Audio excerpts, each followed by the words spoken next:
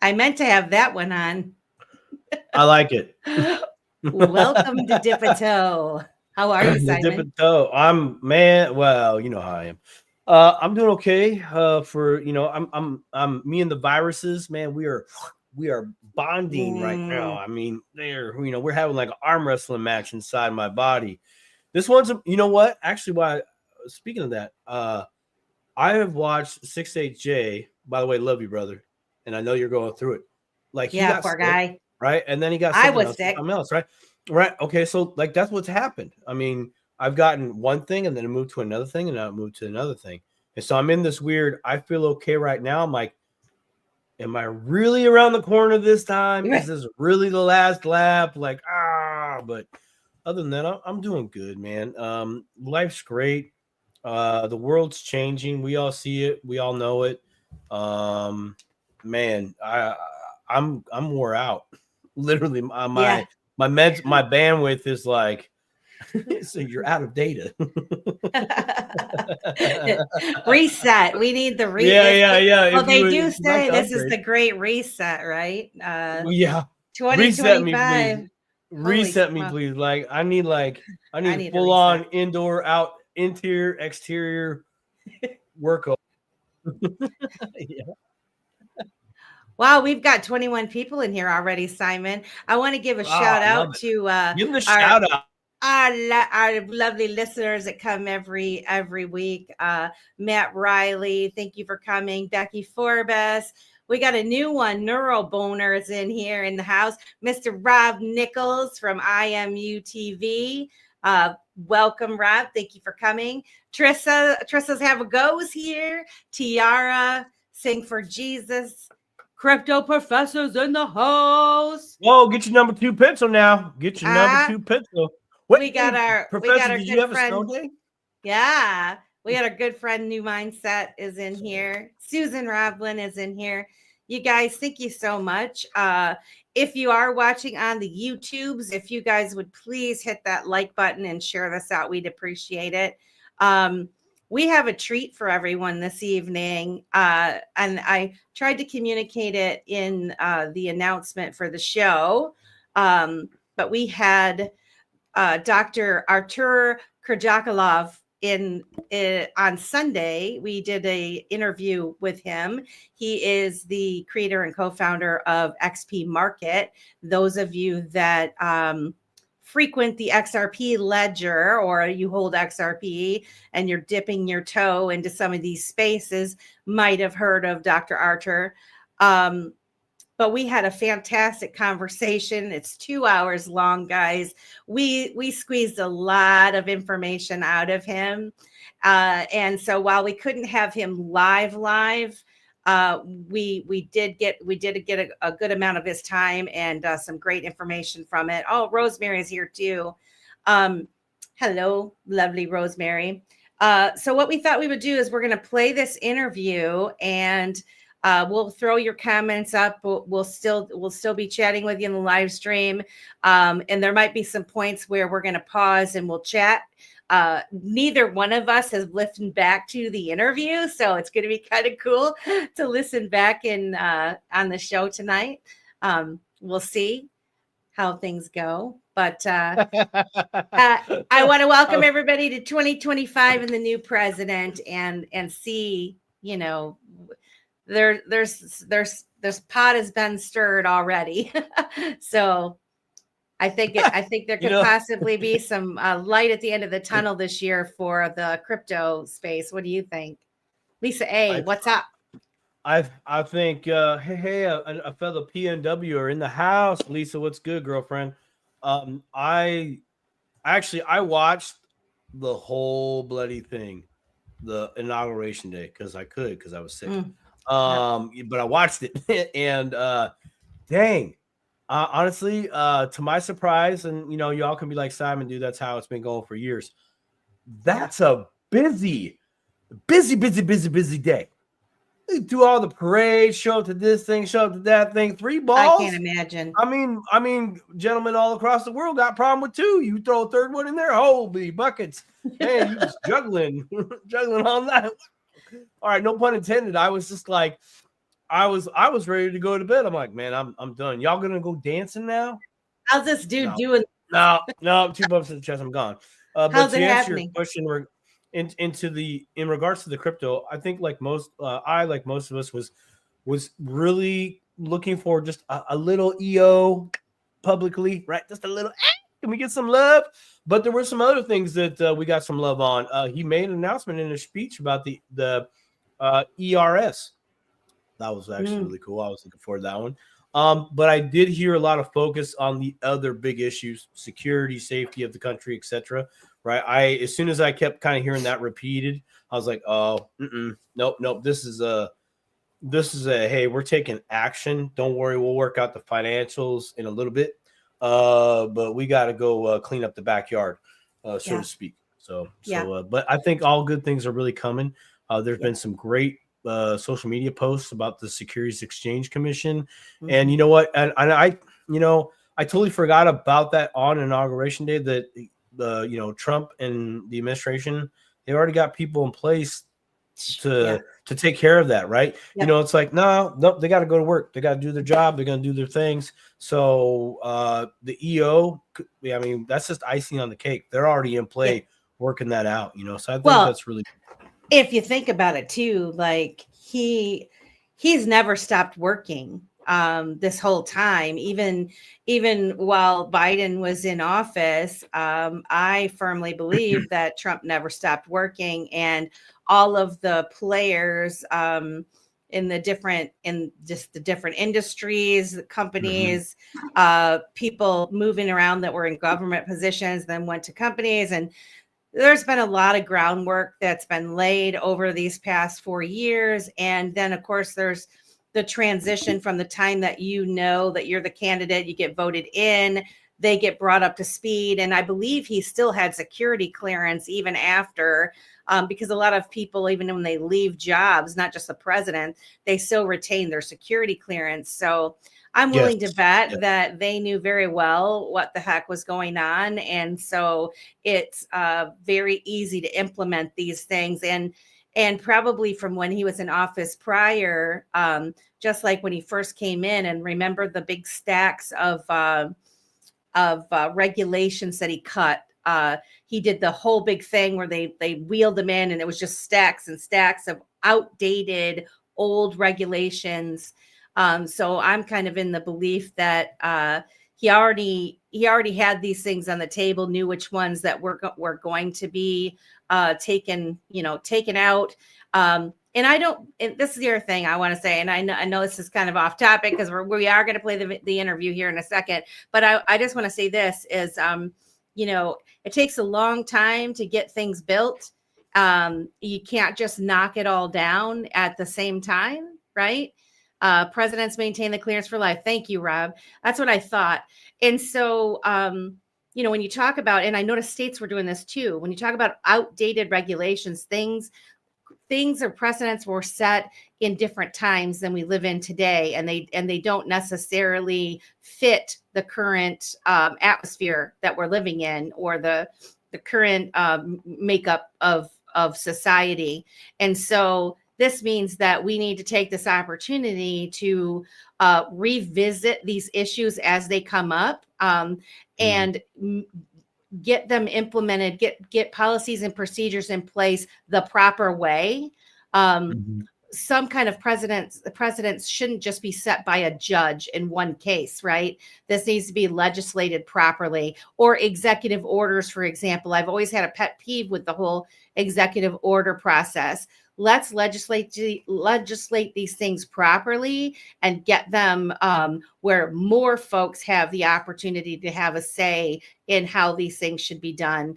And especially now that we're entering into the digital asset world, where our financial system is, transforming into something that we've never seen before. We can't have all those outdated rules on the books governing where we go in the future.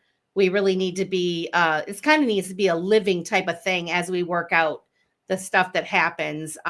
So that's just kind of my opinion. Yeah, I have great hope for things. I'm with you on there. I'd like to say a few things just on that of the kind of making it up as we go along. I mean, those are my words, but that's kind of what we're doing. And really, I think let the market decide, kind of go that way, because when the rules come in, it's on our past, it's been because somebody else is motivating that. Hey, I need you to vote this way so my agenda can stay in play. And it's like, we're not really, we're not with that. I like the whole, America thing. I like that. I really, really do. I watched the infrastructure announcement yesterday, and it was really cool to see those three individuals that were up there. Can't remember the names off the top of my head, but they were actually like they really seemed excited, like really excited, like genuinely excited. And I'm so great it's here. I'm so happy it's here. Even the gentleman from, I think it's not SoftBank. Where's he from? Come on. Man, I can't remember his name. He's throwing $100 billion into the mix right out the gate. But anyways, he was so, you get to see, he's like, this is a good thing. Yeah. This is a good deal. He's so excited. And for me, I got to experience the proud to be an American right there. I was, you know what I mean? Like something that I felt like my grandparents had at one point, right? Then my parents kind of, whatever. I'm not, and that's not it. There's just a little different pride. Like you always hear about the World War IIs and beyond, right? The veterans from World War II, or the people that went through World War II, because everybody's, whether you served or not, you went through that stuff. You still get some stripes, in my opinion, right? You went through that stuff. Amen. So there's just a different sense of belonging, pride, etc. And I feel like that we here now in this time, we're that, right? We get to see, there you go. That's a leader. Love you a lot for what you're doing right here, right now, and for the bigger picture. So I with the legislation, absolutely. The EOs are kind of it's like a hard stop. It's like dad coming in, cut it out. Yeah. Go back to the table. Kind of thing. We got the protectors of the frequencies in the house. Whoa, let's go. Looking forward to this. Happy B-Day. Happy B-Day. Happy B-Day. Happy birthday, Niall. We have 50 folks in here. Please share this out. Like, share, and subscribe at Dipito on YouTube and at Dipito on Rumble, at Dipito Show on X. And we're streaming on all 3 platforms now. So Mrs. and 8888, let's go.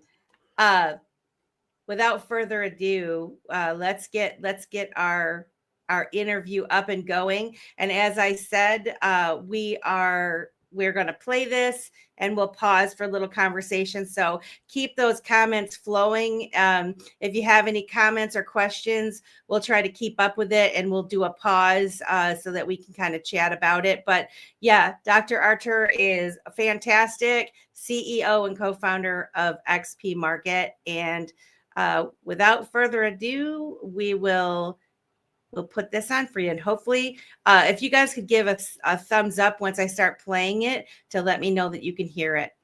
Here we go. Enjoy.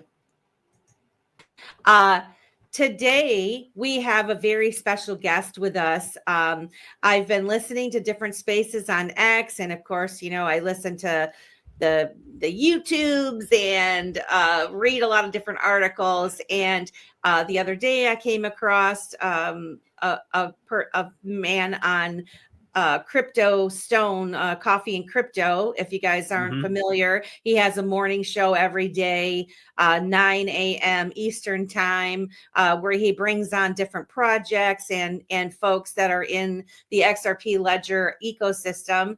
And Dr. Artur Kirjakulov was on there, and I want you on the show. So I'm going to give a little brief introduction for him, and we're going to bring him in.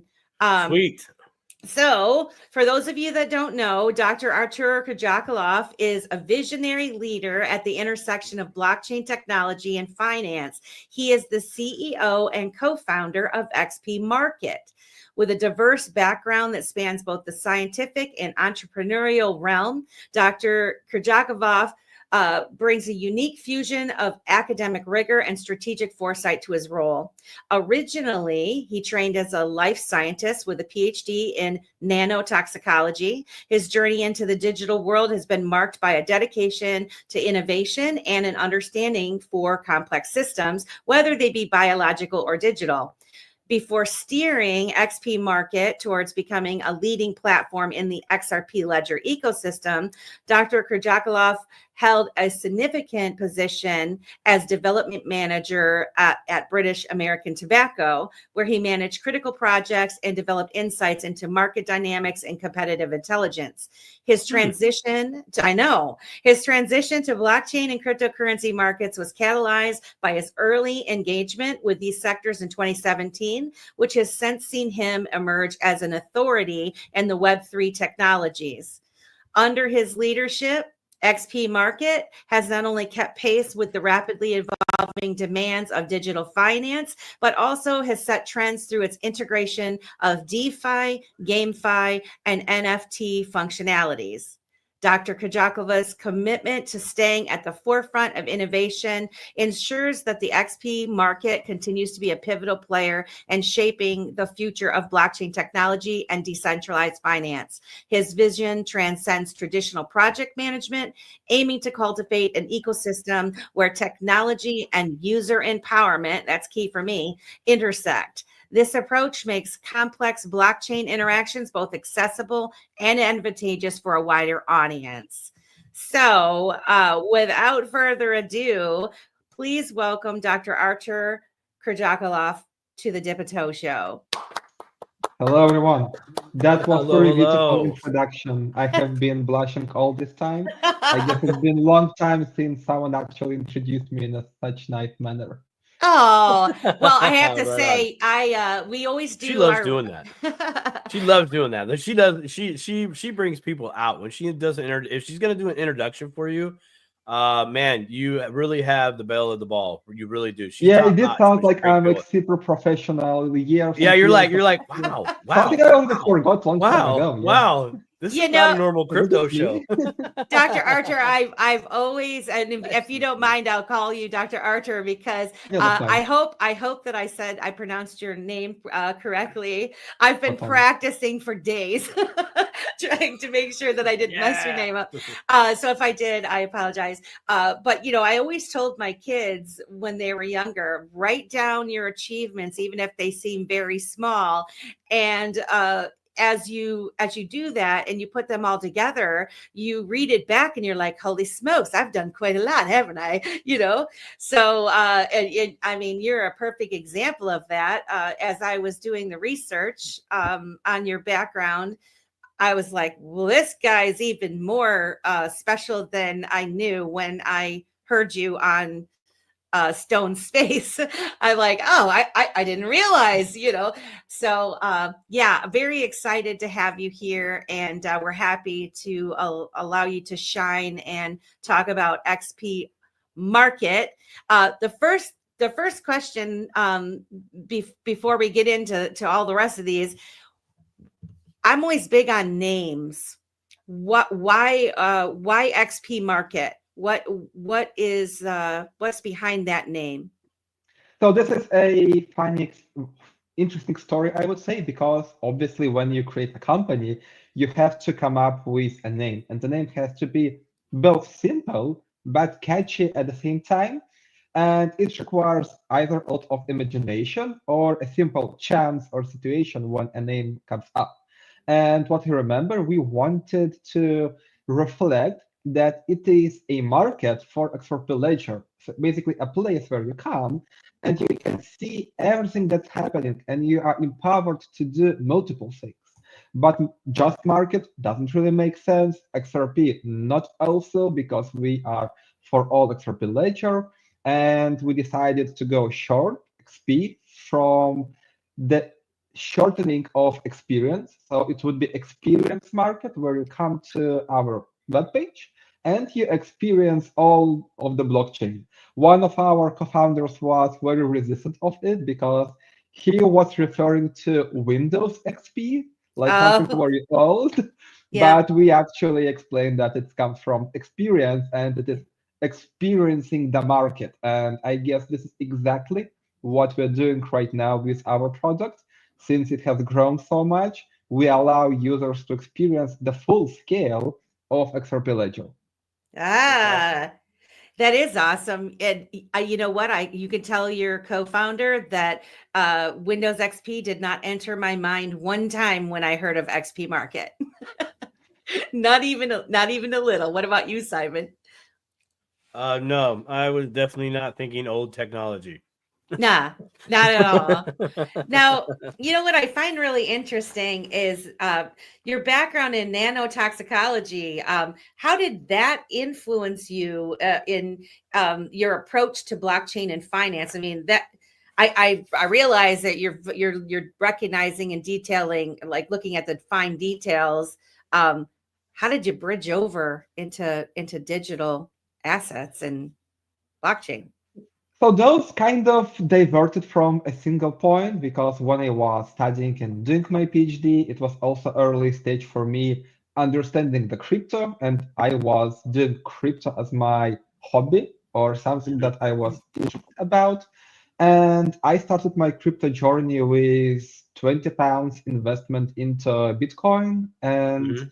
I was trying to understand, first of all, how do I take my fiat currency and send it somewhere where I have no idea how it works and who should I trust or not trust?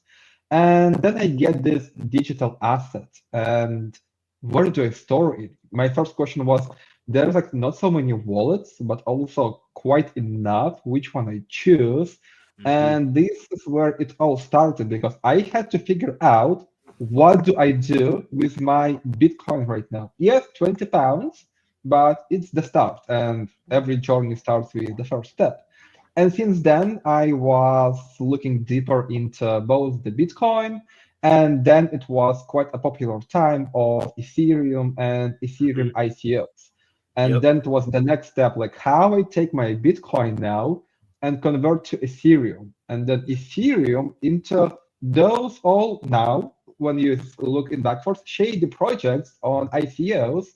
So how do I invest? So that was all the progress, and I guess this is where a little bit of academic mind does actually help because while ICOs were quite a good opportunity to earn because it was bull market and bull market lets a lot of mistakes go unnoticed, you still have to find and cherry pick those potential winners and leaders. Mhm. And the best way back then was analyzing white papers, checking the team, seeing whether they have an actual product or just promises. And it all went just in parallel with my scientific experience, my scientific job. But at some point, when I have accumulated enough experience, both as a private investor, someone who invests his own capital, I Mhm. realized that I do see certain inefficiencies, but I also see trends which can be capitalized. And if no one utilizes this, then that person can be myself. So I could do that. But of course, I don't have all the skills. I don't know everything. So I also had a group of friends and colleagues. We came up together, started discussing what we could do. And essentially, this is how XPMarket emerged. But XPMarket didn't come as you see it right now. Essentially, we started, first of all, as an NFTs project.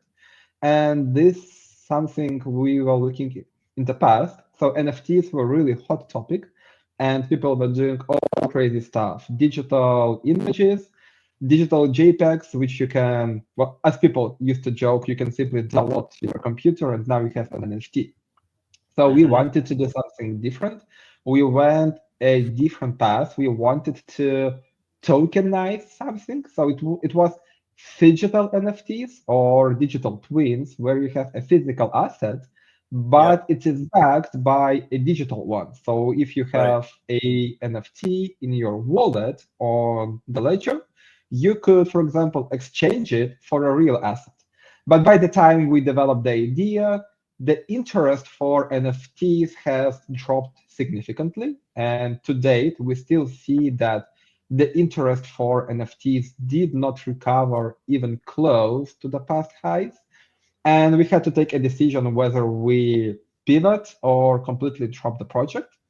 And since we're already looking into which blockchain we should launch our NFTs project on, we were looking at a lot of interesting solutions, starting from Ethereum to more underground, let's say, like Cardano.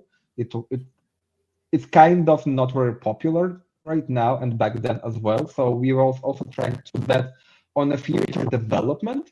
And when we tried to bet on a future development, XRP Ledger was one of the options because back then, XRP Ledger ecosystem was still extremely young. So while XRP as an asset is more than a decade old, so it's very well established, and the blockchain also is established, but the ecosystem was not there, and we saw the potential.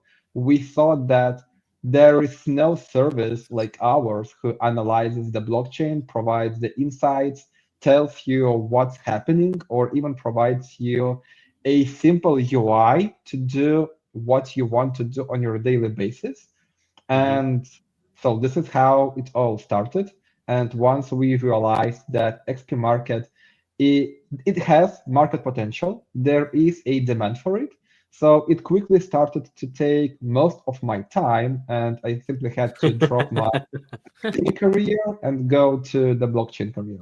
I mean, that had to be I mean, that's a big jump, right? It's a big jump, yes. It's taking all of your time, but obviously you saw a big promise in that to take you away from your initial direction that you were going in. So you mentioned you have several co-founders of XPMarket, yes? Yes, that's correct. So I am the CEO. I manage day-to-day operations, kind of a bigger picture, and I'm the one who does all the talking. Then we have Audrus. So Audrus is responsible for the product development.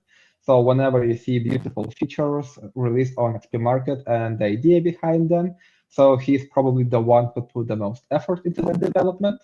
And then we have Armenas, our CTO, who does all the backend, all the coding, and all the ideas we come up with are working because of him, because he manages to tie them up together and make sure that users can use them. So is it just the three of you then? We started as a team of 3, but we also have 2 more team members. So we have a front-end developer and we have a designer who helps us beautify all those ideas and make sure that user experience is smooth and people can actually use what we have came up with. Right. Yeah.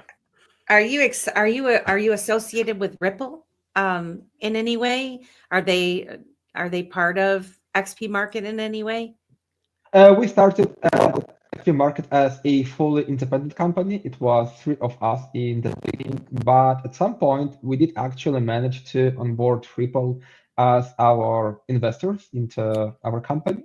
So we have been with Ripple for quite some time right now. We have been working hand to hand. So sometimes we provide support to them with their ideations or market research or even developing certain test products. And sometimes we come for help as well. So it's mutually beneficial partnership. Very cool. Yeah, Simon. Cool. No, yeah, that was a high five too, by the way. I thought. But no, I do have a question. No, that was a double meaning. just like XP experience or Windows XP. No. My question on that's I find that very interesting, and congratulations to you and your team that were able to secure first off Ripple's interest So you must be doing some exciting things there. And then for them to put some money on the table for you guys to keep growing and expanding, that too is awesome. And I'm curious, are you, first off, if you're able to share this, cool. If not, I totally understand. But are you the only exchange that's partnered up with Ripple at some level? Or are there other exchanges? Like I've looked over your guys' your site here on your guys' platform. I guess exchange shouldn't be really, it's not a traditional exchange because there's multiple things going on there, right? So it's really a platform. Like your platform or like Magnetic's platform. I know there's some AMMs there. Are there other platforms like yours in nature that have also partnered up with Ripple?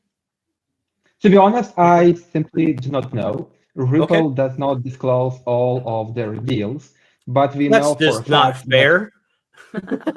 well, Ripple are quite active investors in XRPL's ecosystem because it is really difficult, or at least used to be when we started, to raise external capital from VCs because EVM was a hot topic or Solana. And if you don't match any of those sticks, you are normally disregarded as a potential candidate for investment.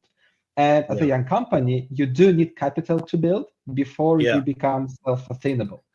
So Ripple definitely helps a lot of companies with that, and not just financially, but by other support. Plus, they have accelerator programs. So they might have invested into much more companies than we know. It's just simply not public all the time. No, that's thank you for your answer there. I didn't think they would just tell everybody who's on the list and who's not, so to speak. I just found some similarities between your guys' platform and others, which I think is great. And I was like, wow, this is first off, again, I think it's really great that Ripple does that and that you guys are benefiting from that. I think that's great. You want to talk about a company that really wants to help support the ecosystem, that shows it right there. And I think that's great. Thank you for sharing that tidbit. Melissa, go ahead. That was my question. Thank you. Yeah, thank you.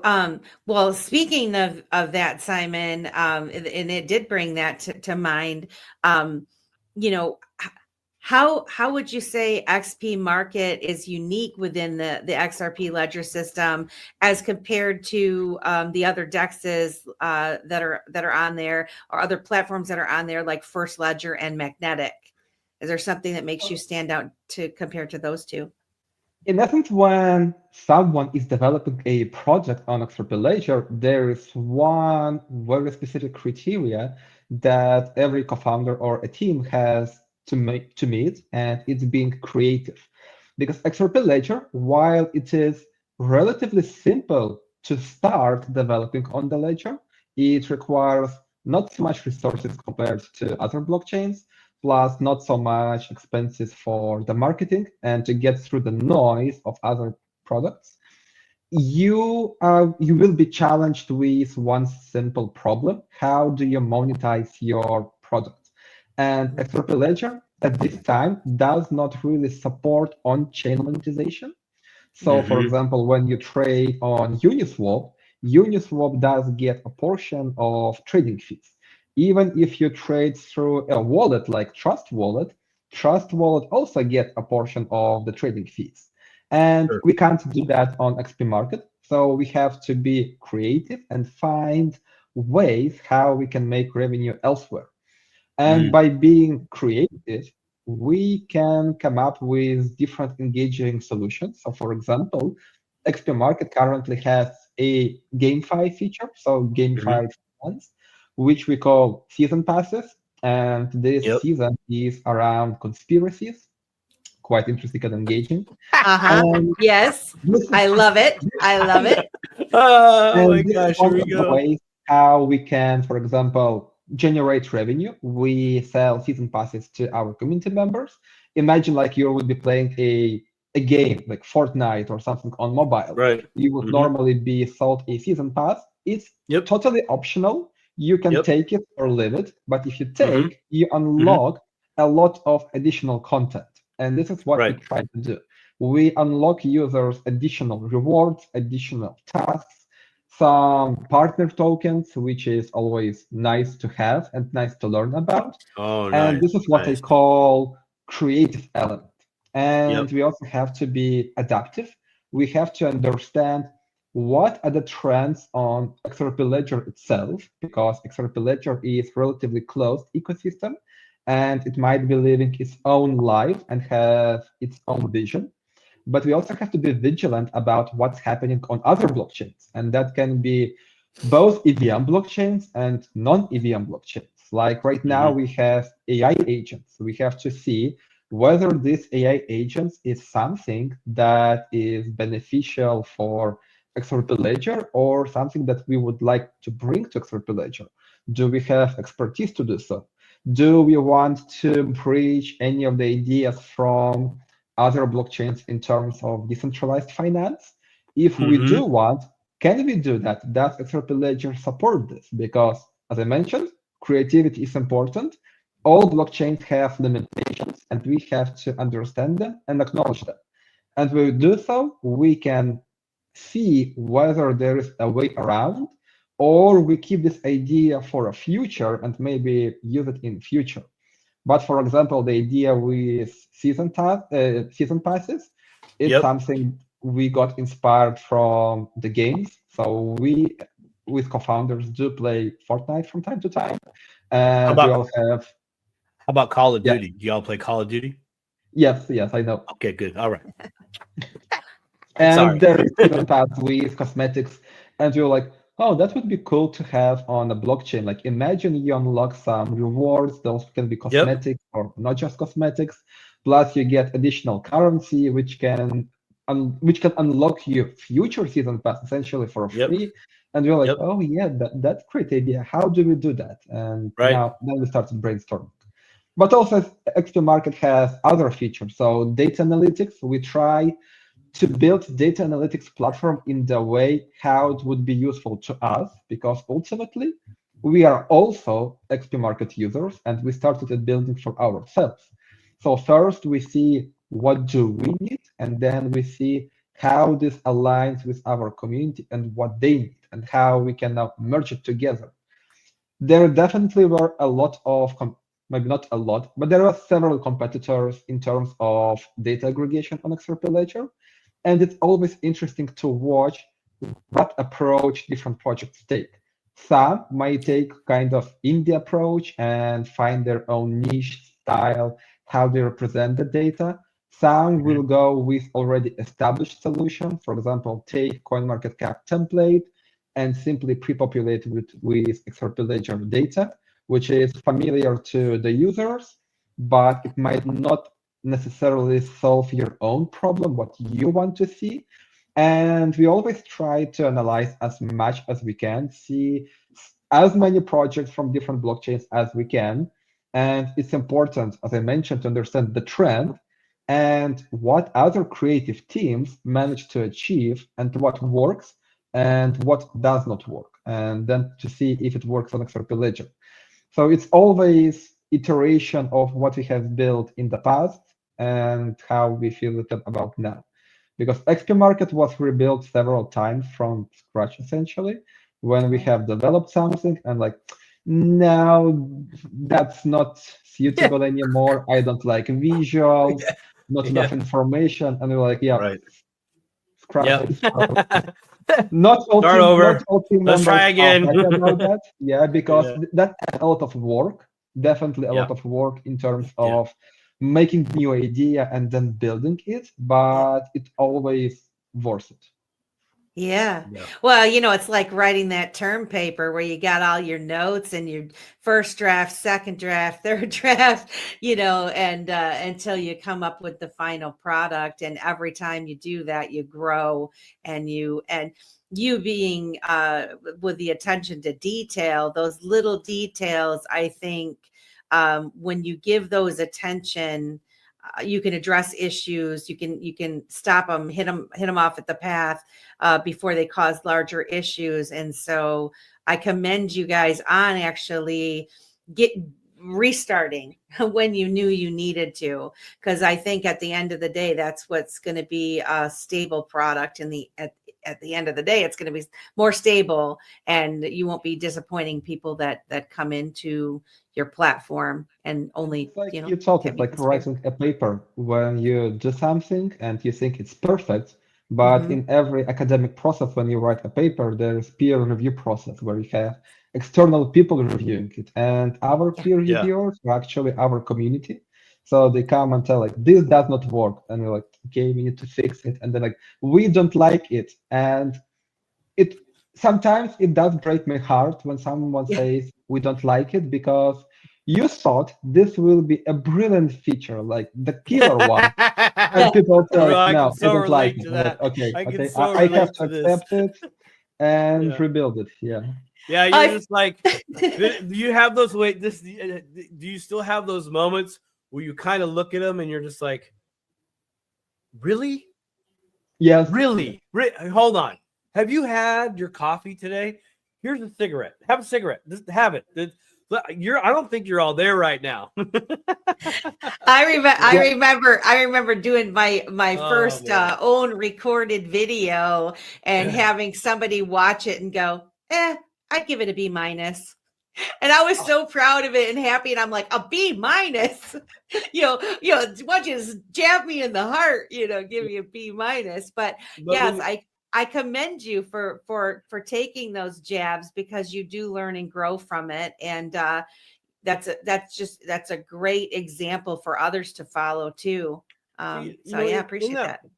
in that process though, Artur, every time you guys start over per se, right? Say no, we're gonna revamp.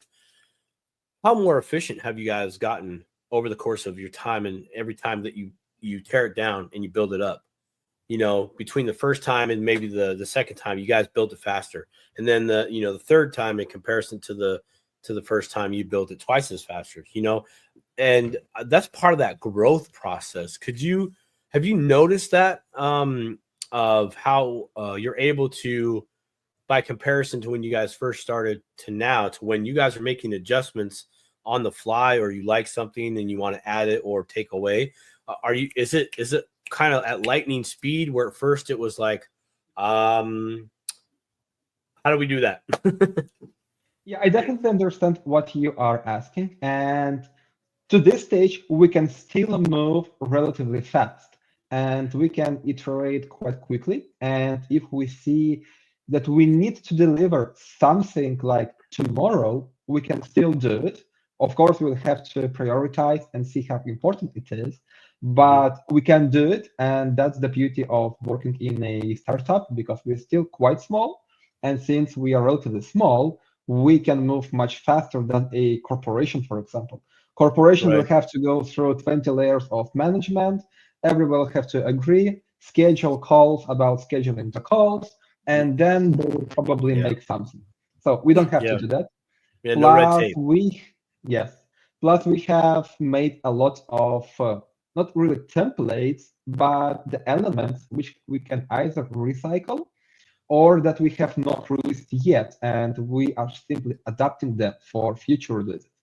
For Nice. example, we have a launchpad. So a launchpad that we have developed quite some time ago, more than half a year ago, and it was specifically for a token launch, because all other blockchains that we know, they have a launchpad platform which you can use to raise extra capital plus build your community. And it was not present on a ledger. And we built it specifically for fungible tokens. And then we realized that we can actually do exactly the same for NFTs. We can make NFTs launchpad. And all we had to do, make some changes. And here we already have something that we have already built with minor changes, and it can go live tomorrow.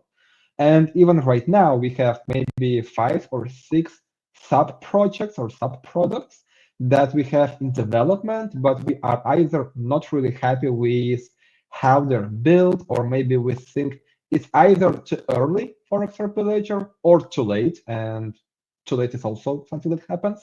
So they're sitting there, but we can take them, recycle, adapt, and release to the market and implement them. Man, that's really cool that you guys are at that level. Just like in gaming, I'm sure you've played enough online gaming to where Most your definitely. favorite game it'll have map packs, season pass, but they will take a familiar map, but they'll just change a lot of the visual interface.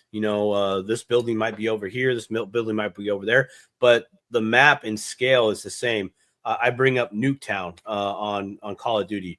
Everybody knows that map in Nuketown. They just changed a few variables and a few bonuses within that map, and so they too recycle those things in gameplay.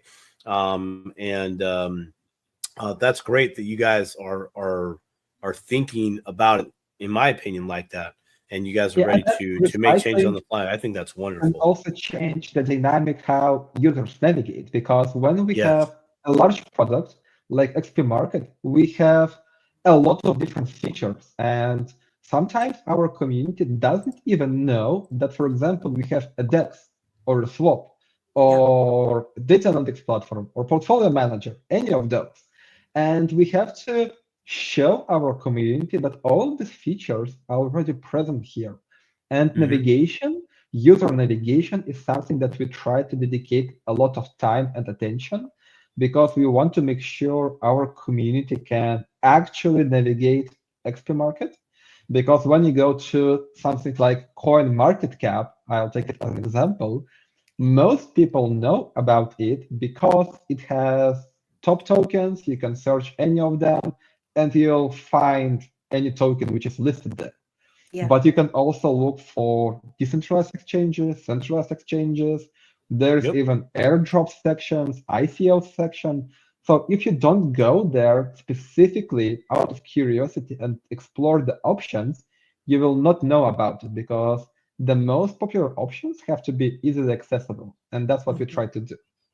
Yeah, almost in your face. They need to be, for the newbies, you get in there and you're navigating around and you don't really know. But then once you start using things, you're like, oh, this is super easy. It's just dipping your toe into it in the beginning. And you definitely need to make it so that it's easy for people to. Yeah, it has to be easy. I agree, Melissa. I totally agree. And from my perspective, during this recording, I'm actually on this other screen looking over your guys' platform. It's very easy. I could actually probably take a few of my day 2 cryptocurrency clients and say, hey, come check this out. We're going to practice over here with everything that I'm talking about, because it's very well laid out, and it is in your face. It's got big enough print so people can read it, go, hey, right here. Oh, there it is. Huge, bright purple buttons to say, do this, your call to action buttons, which is great. I like that, but it's not so bright that it hurts the eyes, but it does draw your attention in there. So in my opinion on that, it's well done. Simply put. And one thing I want to say, and I've noticed a lot with this with the XRP community, people that support the XRP ledger. I want to commend you for thinking about the end user, the people that are using your site, and tailoring it towards making it easy, because those of us that are in the digital asset space, cryptocurrency, blockchain, whatever you want to call it, we realize that we're entering a future that's much different when it comes to finance and commerce, the whole 9 yards. Everything's getting kind of changed up. Back in the day, these types of websites were geared towards maybe people that were more savvy when it came to investing. And so when someone like myself would stumble upon a site like that, it looked like it was way over my head. And so that kind of perpetuated the feeling of, these people are above me. They know more than I do. I don't know anything. It looks scary. And so therefore, I'm not even going to look into this any further. Giving the public these kind of tools, this kind of an ecosystem, being able to come into it and have it look simple and have things being easy to interact with is huge, because you're going to get your mom and pop, your young people, your older people to actually decide they can dip their toe and give them the confidence. And then with XRP's community being so welcoming and uplifting, I really feel like platforms like what you provide are going to, just expand this ecosystem by miles and miles. So kudos to you for that. And people do often talk, probably a little bit less right now in the past month, but people still talk about blockchain abstraction and technology abstraction. And this is something that we also try to do on XRP Ledger, because as I mentioned, while XRP Ledger is relatively simple to use, it's still quite complicated because of the limitations it provides, but also because of the feature it provides. And our users definitely don't need to know how an AMM pool works, or they don't need to know which order type to select when they create a limit order, like which flag to put, which order type to select. We do it for them. We simply give them the best option for this specific scenario, and we don't give an option to change it because they don't need to worry themselves about making those complicated decisions. Because if you provide me a UI right now on XRP Ledger, which will give me an option like fail to kill or good till cancel, I'll sit for a couple of minutes and think like, which one do I need to use? Like, I have no idea. Right. But when we have thought as much as we can, and we also learn from the feedback on what users use, we try to hide the blockchain somewhere behind, and all they have to do is press a button. So for example, a good example is how to create a meme coin.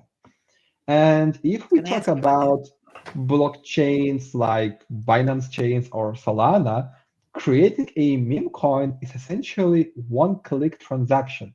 All you have to do is pay for it, and then a smart contract does all for you in one single action. And it will look on the blockchain pretty much like a single action.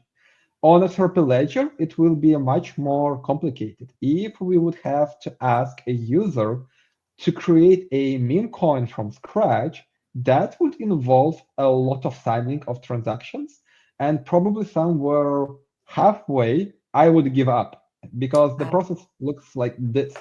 You as a user come to a platform and you pre-populate all the fields, you tell how you want to call your amazing token, you get the best logo you want with amazing description, and then you click sign the transaction. And what it essentially does, you have to create a new wallet first. And to create a new wallet, you have to activate it. Then once you have activated it, you have to set up an account. So basically make certain settings for this specific wallet. So now it is an issuer account. So if you're a general user, you are new to this ecosystem, you will not know what to do. Even not all developers who develop on XRP Ledger, not all of them know to do, and not because they're not intelligent enough. It's simply because they don't use this feature every day. Right. And then you have to set up a trust line, then one more trust line, then send tokens, and that's like 5 transactions. And all we have to do, we actually ask user to sign one, but we will carry out the rest on their behalf in invisible manner. It's still trackable on the blockchain. It's just we have simplified it, and the user doesn't have to go through all this complexity. So we provide still the same Solana experience, but hidden somewhere from the user. That's incredible. And, I heard you. It's funny. I one of my questions is, how easy is it to launch a token? I was listening to you on Stone Space, and you were talking about the tokenomics and how different it was with like launching it through XPMarket. Can you go into that a little bit? There's two questions. Number one, all of those transactions that you said that get done in the background for the person, so they just have to sign once and then you do everything. When someone goes to build a token on XPMarket, is there something that that they can read to that at least it'll tell you these are all the things that we're doing in the background as you're creating your token, so that they know when they sign it, this and this is happening? We do not actually write the whole pathway how it works. We do include the description of the fees, and these fees are usually related to trust lines and wallet activation. And that's it. So from that, you can make an understanding on what's happening, but we don't draw the flow chart to explain. So we never were asked for that. So we never actually thought about doing it. Doesn't mean we will not do if there's such request, but it's just not there right now. I know for me personally, because I'm cautious, and I am I'm considering creating a token, and kind of dipping my toe into that and looking for the different places to build, and how to do it. And I know for me, I would want to know that, but that's just kind of how I am. That's how I am when I dip my toe into things, and I like to see how it's going. And I just wondered if that was something that could be done. So one of the reasons why it also was never explained, because when I was digging into all the theme of meme coins, and obviously I started with pump.fun because I wanted to understand what actually happens. And a lot of people that I asked, like, okay, so what's happening? Then they're like, oh, that's very simple. You go to pump.fun, you pay somewhat Solana fee, and it's done. It goes to the bonding curve. I'm like, okay, so what is bonding curve? And that was one of the first roadblocks I had to uncover myself, because I didn't know any people who could explain me what a bonding curve is. And essentially, it's like a mathematical formula, which we don't have to analyze right now. But all it means that the later you buy, the more expensive the token is. But then you have to understand how more expensive, till which point. And then you start to unravel all those aspects, because on other blockchains, you would take a certain amount to the bonding curve, and once a milestone is reached, an AMM pool is created. And like, oh wow, then there's an AMM pool which is being created. How does this happen? Because on XRP Ledger, we start with the AMM pool straight away, because we don't have a bonding curve. We can't make it in a decentralized way. So this is why we kind of removed all this unnecessary knowledge, or excessive knowledge, shall I say so, because people do not actually want to know, or they don't have an idea of trying to understand what's happening under the hood. So the same way how you send your money from one bank account to another, I certainly don't think that there might be a bank in between or something else in between. I just know that the person receives it, and that's good to me. And most people want similar experience. They want to click a button and have a token created, and that's all that they care about. So how is it different, though? I heard you talking about the different way that when you launch the tokens. How is it different than other places? So compared to other places, we decided that we will try something new. It will either work or it will not work as we expected, because when you develop something new, something that has not been tested, you are going to take a certain level of risk of whether it will fail or not. So we decided that first of all, we knew that our competitors are allowing flexible tokenomics. You can select how many tokens you want to mint. But from other blockchains, I knew that platforms usually have a fixed amount of tokens. I didn't go into details why they decided to have 1 billion of tokens in pretty much all of the cases. But for XRP Ledger, I already knew the audience we are talking to and what people want. And I knew that if we have less options, we will reduce user frustration. Because when you provide a fixed tokenomics and you say that we will mint 1 billion tokens for you, and yes, not everyone might want 1 billion. Someone will want 1 trillion or just 1 million.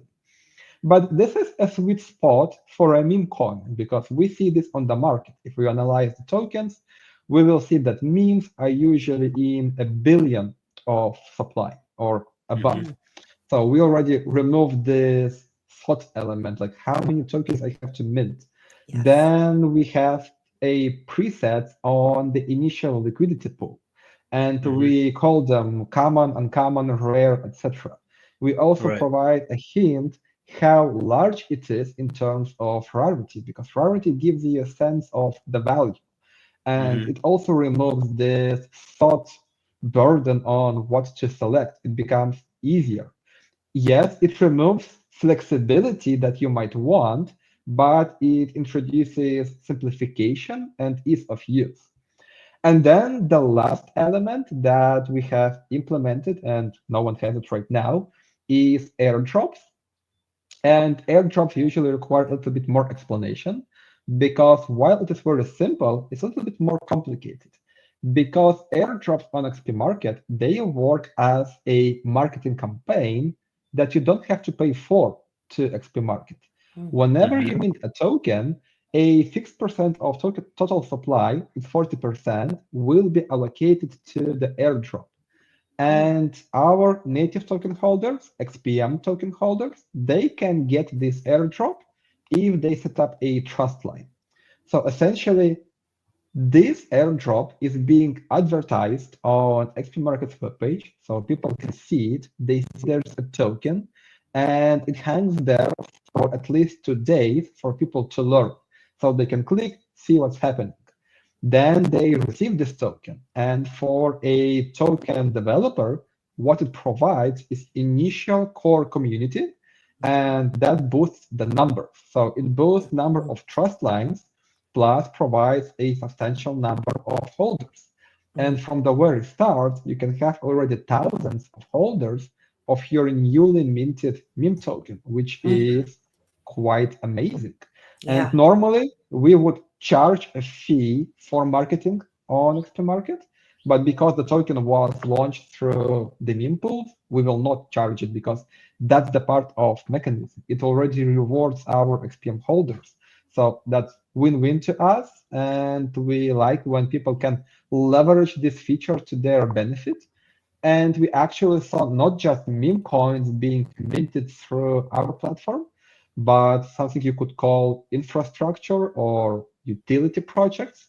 One is DEX, I believe. They are building some kind of data analytics platform, and they also use XPMarket, and that was quite a surprise to me.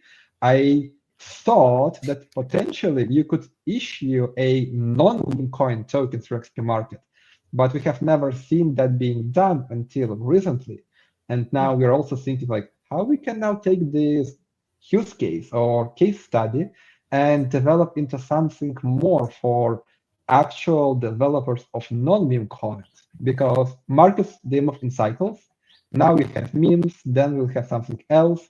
And if we provide a universal tool to mint any kind of token, that also can be very interesting. I mean, that's just incredible, huh? And that's where my foot is in the pool, is on that with the side projects that started out as a conversation, and now here I am thinking about, okay, well, I think I'm gonna have to create a token. How do the tokenomics work? Where do I put it? Can others just participate in a pool to provide liquidity to the other aspect of this token? And it's not a meme. It'll be a utility token, to provide liquidity globally to other businesses. But I'm just going to leave it at that. But this sounds like a good place to definitely for me to try, and others to dip try. your toe. Dip my toe. Absolutely dip my toe. Well, I'm probably going to do a cannonball. You know how I do. I don't dip my toe. I just jump in the deep end of the pool and hopefully I can swim. Especially after eating. To go back though, Artur, you bring a very valid point, right? Something that starts out as a meme, a joke. It's a joke until it's not. Haha, I quote 68J, love you, brother. Yeah. With Chicago coin. And we learn with that, but then we really provide the utility onto what was a meme is no longer a meme. It's business, and that's the elevation in that. So you're absolutely right. Thank you for bringing that to our attention. Looks like I'm not going to be getting any sleep either, as I probably will be very much diving Looking down into this. XP. I'll be looking at an XP market rabbit hole for a little while. So thank you for the no sleep. Yeah. No problem at all. I think it's pretty cool, like you're catering to both the end users and the builders with Smart. this Yep. product, which is very smart. Because you're going to get feedback from both sides, which is Cool. super cool, super smart, super cool. Gosh, we've talked about a lot of things. Is the Tomo file? Is that part of launching a token, or is that just an NFT issue? So that's a more technical question that I might not be able to answer you completely. Yeah. But that TOML file is essentially where you store essential information about your token. Yes. So that anyone else can refer to it and get the basic information if it is provided. If it's provided, great. This information can be gathered in a somewhat decentralized way. If it's not, then manual entering will be required. But I don't really have deep knowledge on how this works.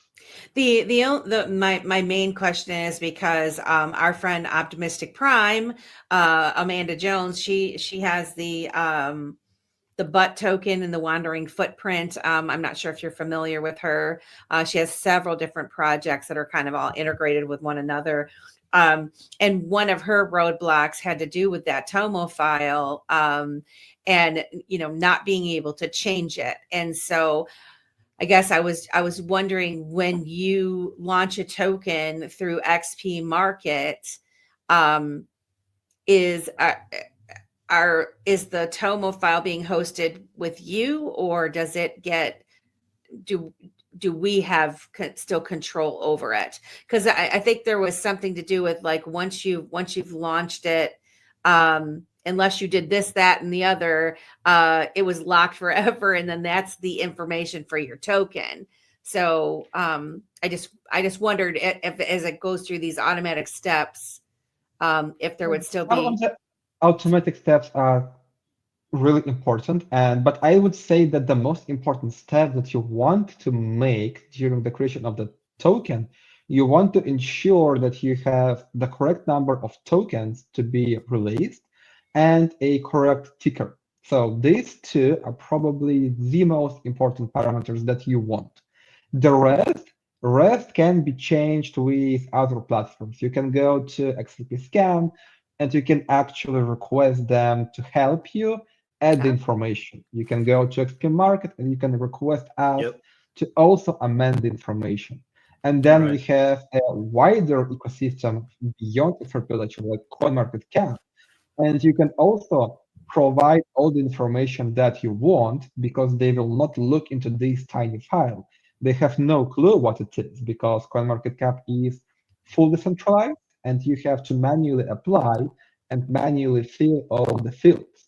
So this file is useful for automated systems which do not require human supervision, but the elements where human supervision is present, that's not a big issue, and that can be always fixed until you want to fix your total supply and your token ticker.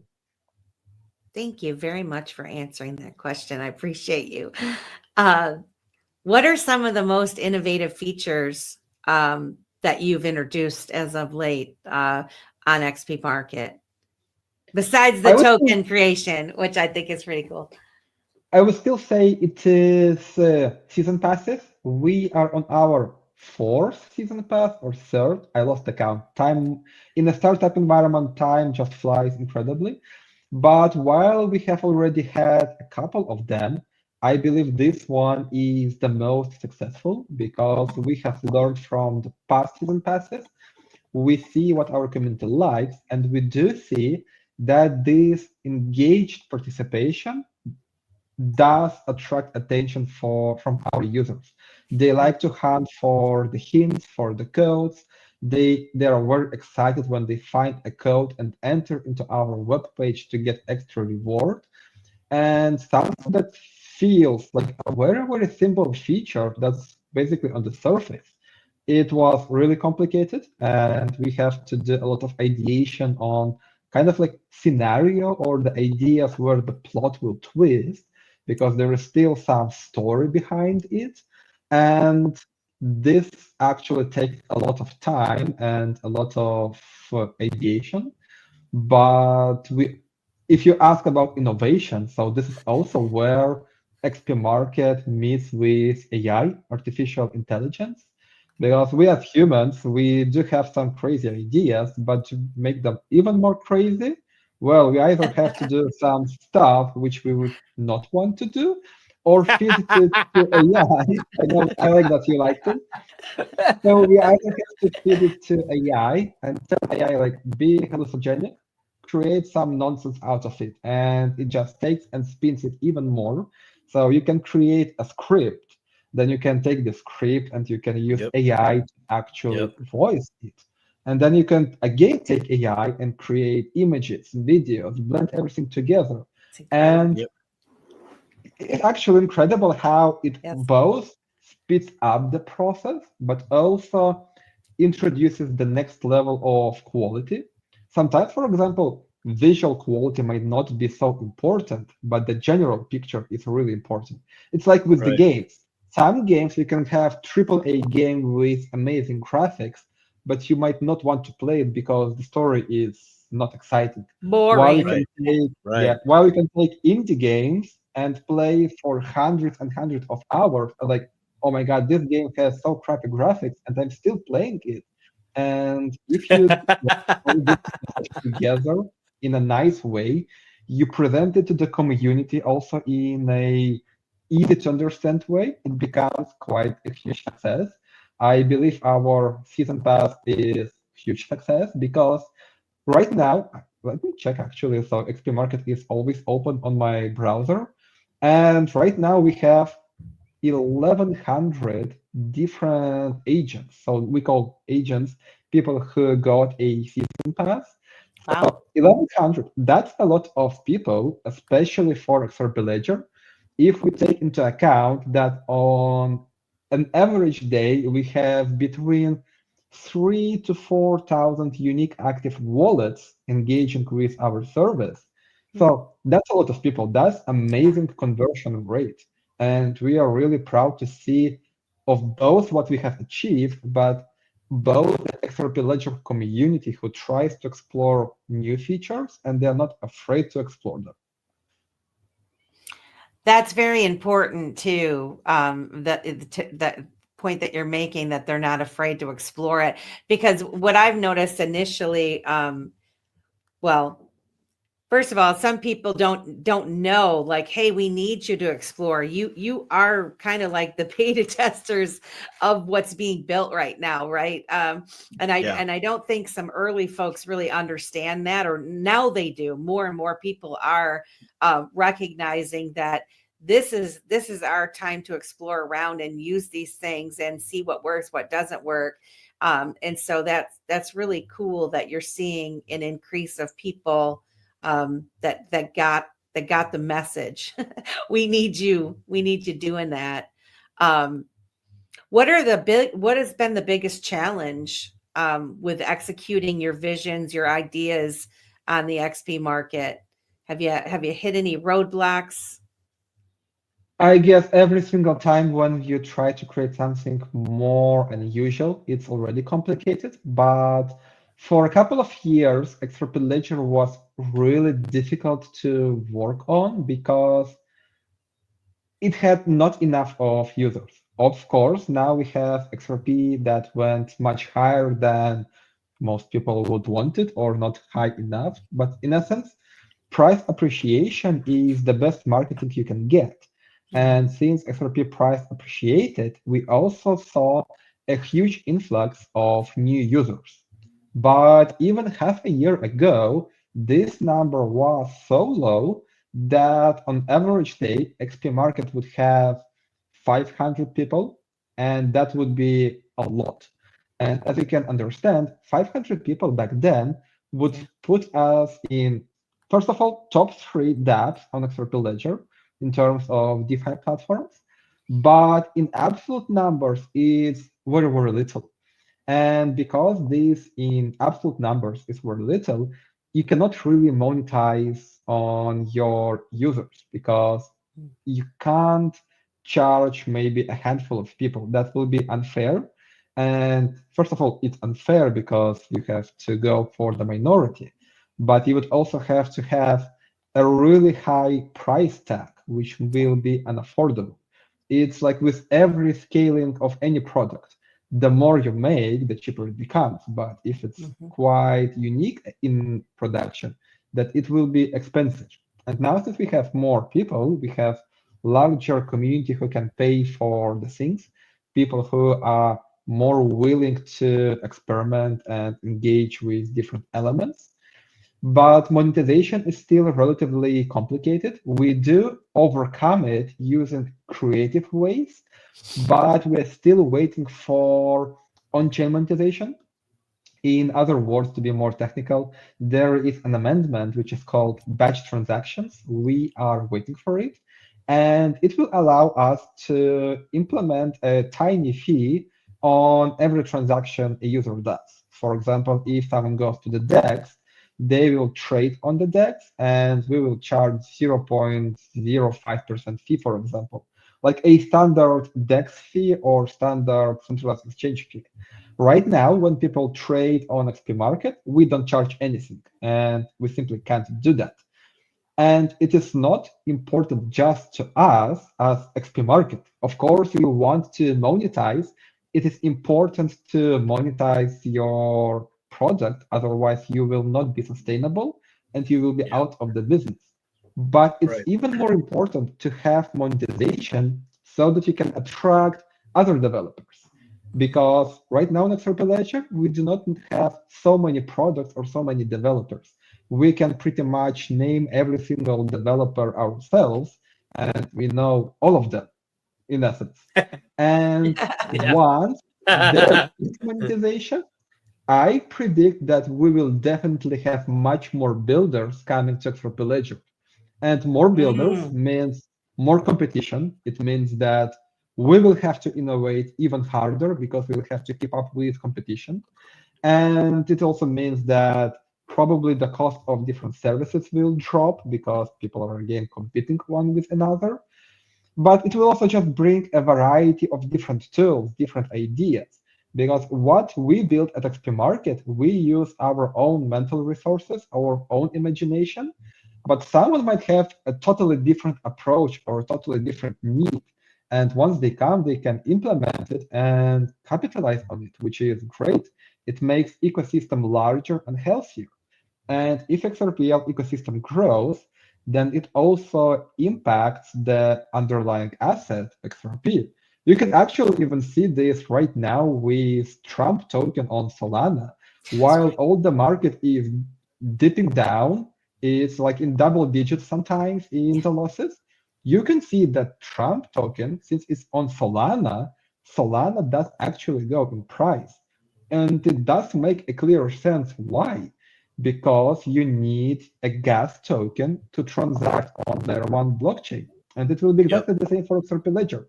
Once we have more builders, more apps, more users, it will all compound and at some point explode even more. So that's how I see it. What's your speculation on why they don't currently, or they didn't initially have the ability to have a fee like you're referring to? Like why do you think they didn't have that to begin with? I don't know. I would have to ask, I guess, David Schwartz or someone else who was at the early roots of the development. But we have to understand that XRP Ledger is really, really old blockchain. Not in terms of like it's outdated old, but it's been here for a long time. and it actually was one of the first blockchains with integrated DEX into it. I still want to explain to people that there is a DEX on the blockchain. They don't understand it because on other blockchains, you have to have a smart contract, which is a DEX. So it's very different here. But blockchain is a dynamic organism, if you would like to call it. And once the whole ecosystem develops and matures, so does the blockchain. And blockchain has to adapt to external factors. So something that has not been obvious 10 years ago or was not required at all, this could be a reason why it was never added. There was no thought about it, there was no need for it, and hence it was omitted. But now we do see a fierce competition from other blockchains, and we do know that now we need NFTs, now we need AMM pools, now we also need transaction fees, and those do come with time. It definitely takes a little bit longer than I would personally want, but they do come, and we know that there is amendment for that. We simply have to wait to be finalized and then voted to implement. But with time, XRP Ledger is also growing, it's evolving, and it's becoming more and more complete ecosystem for the DeFi. Yeah. There's a lot of Solana people coming over on the XRP Ledger. I wonder if you saw a significant increase in users on XPMarket since that happened. I don't know, a couple months ago.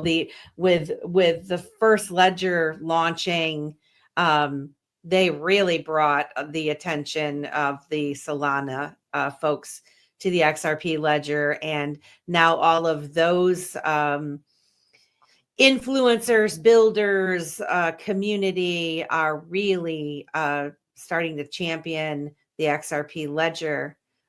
What do you think about that? I mean, that's a good sign, yes.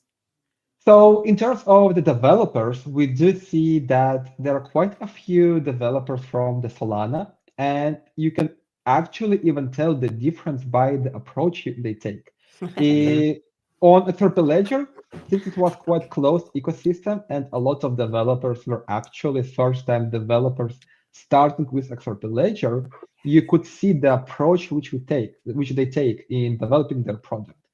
And I know a couple of developers from Solana of different meme coins, and you can see how structured they are. They have this plan on how to take a coin and how to push it out, how to. They got it on lockdown, don't they? Yes,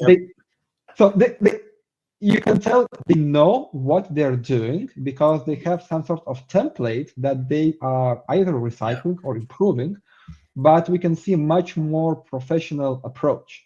It's not that they want to downgrade the approach of XRPL developers from original XRPL developers, but this is where we can learn from people who come from other blockchains, because those blockchains are super competitive, and you do have to have a certain set of skills and knowledge to overcome this competition. And they do bring it here, which obviously elevates the whole XRP Ledger with a next level of standard. And it was quite similar when XPMarket came to XRP Ledger as well, because many tokens that have been launched, they do not have any cliffs or vesting schedule. There is a wallet, and everyone says like, oh, this wallet, it has X amount of tokens, that's it. And we provided a spreadsheet with number of tokens, number of allocations, which goes where, when they're being released. Yes, we have no escrow, but at least you can verify using blockchain. So we bet our trust, and you can verify it. But we also see a lot of community members coming from different blockchains. I can't really pinpoint where they come from in most cases, but of course, Solana and other EVM blockchains. Right now, we see one of the major limitations for them is the ecosystem of wallets, because many of them are very used to multi-blockchain wallets, where you have one wallet, like Trust Wallet, for example, and it supports everything you need from Solana to any EVM blockchain. And we still miss this on XRP Ledger, and sometimes when we have a support request, we do have to explain people why they need a specific wallet from this specific ecosystem. And sometimes it's a burden to enter. So it's a roadblock for them and they don't know, like, and they're telling us like, but look, Trust Wallet has XRP. Can you use it? And like, yeah, it has XRP, but you can't use it for XRP Ledger tokens. So another educational element. So I believe the next stage, which we could see another influx of users, is when we start seeing those multi-chain wallets integrating XRP Ledger ecosystem. And that will be probably wave 2. We already know that XRPL Labs helped Ledger, or they developed a firmware to support XRPL ecosystem. And we know that Ledger is, I think, second most used wallet on XPMarket. I personally used Ledger on XPMarket. So you can see how multi-chain wallets are important because they reduce this entry barrier. And once we have more, that will be quite interesting to see how the landscape will change again, what kind of users we will see. Will they understand all those technical nuances like wallet activation and trust lines? Because that's also another topic for discussion. You know, I was just having a thought, Melissa, while he was talking about the issue that people hit. I have XRP in the Trust wallet. Can't I just use my Trust wallet? Yeah. And I was thinking about Sheer Will, who we had on the show last week.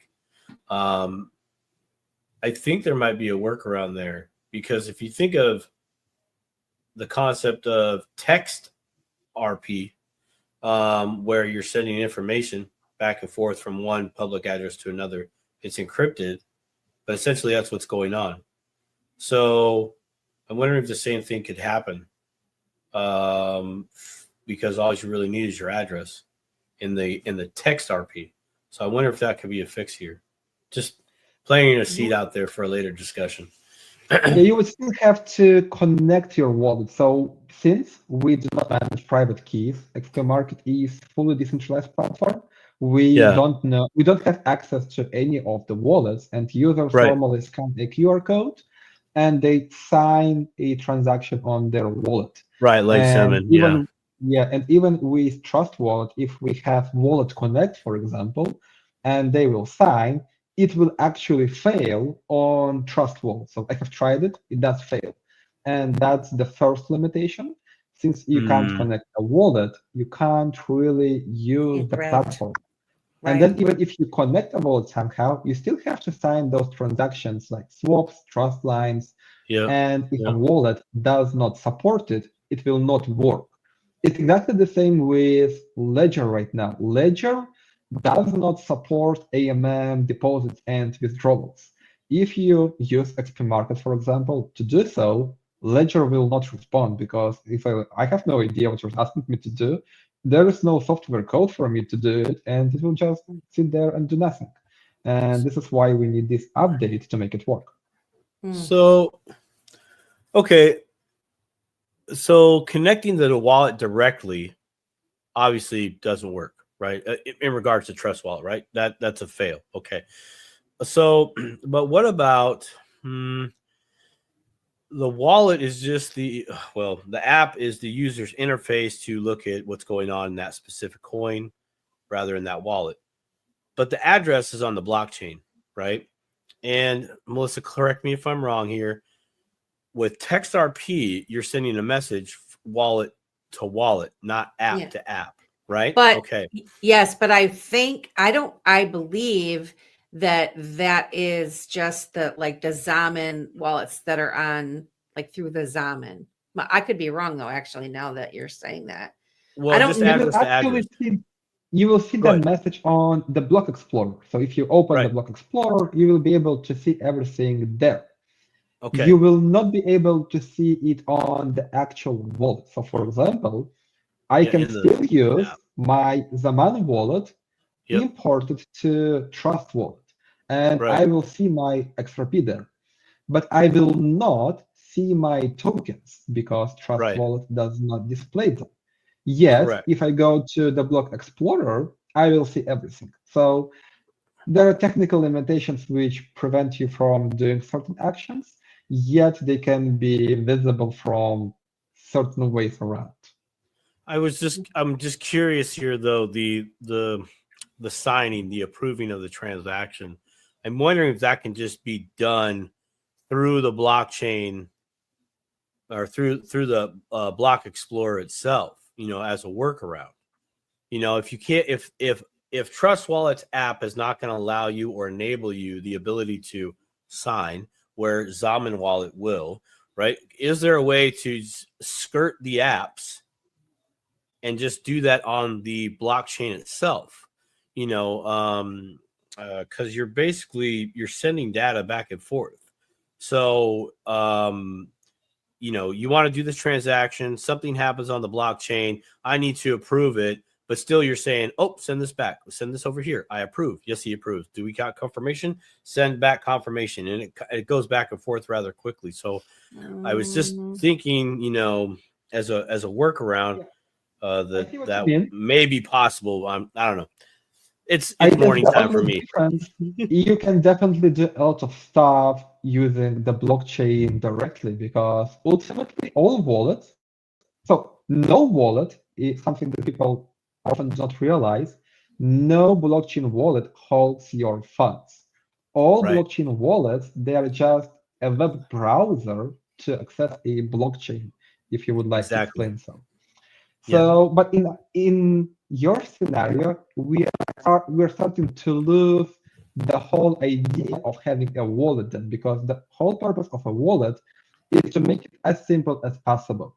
And if we start making user to question how do I do that, the wallet starts to lose its purpose. So I think a lot can be done, a lot of ways around can be figured out. I can't answer that question right now, but we still want wallets to support native features, because it's just better for everyone. Absolutely. You want that end user needs to have that control at their fingertips. Totally agree. I was just coming from a perspective of a workaround and the Trust Wallet issue. Just wondering if something could be implemented there. That's all. But that's great explanation. Dipitors, when you watch this, I want you to rewind what he just said about what the importance of the wallet, and also being able to check out the Explorer. Those are very good things for you all to know. So go back and rewatch that. Thanks, Simon. I just wanted to go back to the meme thing again real quick. No, well, I guess because we were talking about growing the XRP ledger and XRPMarket and just the community as a whole.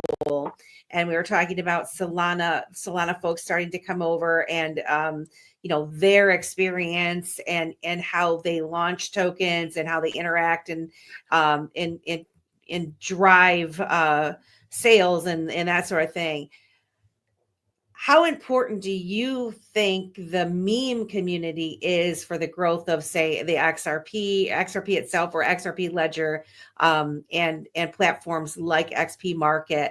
Are they super important, the meme community, or not? You can always take two approaches here. You can either take something that is already working and there's a huge demand and there is a trend. And we can clearly see that there is a trend in meme coins, and people do want to trade meme coins. They trade them in huge volumes and in different quantities. So we want to support this trend and provide tools for people to use them on other blockchains. So it's not like we want to change their habits. We want to ensure that they can support these habits elsewhere. But you can also always take another approach, which is much more complicated and will fail in 99% of all cases. You will have to create your own trend. And I would say that Pump.Fun was that element which created its own trend. It was definitely something new, or even if it wasn't super new, they made it the best at that moment. So if we can create any interesting trend, then we definitely have to do so. If we are still in the development, in ideation, then we have to provide familiar tools to people from other blockchains. And it's not just with meme coins. We had a really good run with Telegram mini apps. A lot of people were using Telegram mini apps, and those were not so popular on XRP Ledger. So Ton was still dominating the space. Then we had other blockchains, but XRP Ledger still didn't really manage to lift this trend off. There were some attempts, but they were not a huge success. So you can also see that even when we provide certain tools, we still have to evaluate how we will onboard users. Will users understand and like it? And we have to make certain adjustments. So to answer your question, I believe that meme coins are important. It does not mean I have to like meme coins or I have to support it, but I have to acknowledge that people like them and people support them. Well, and as far, so I am kind of, here's the thing. When you think of like NFTs and meme coins, right?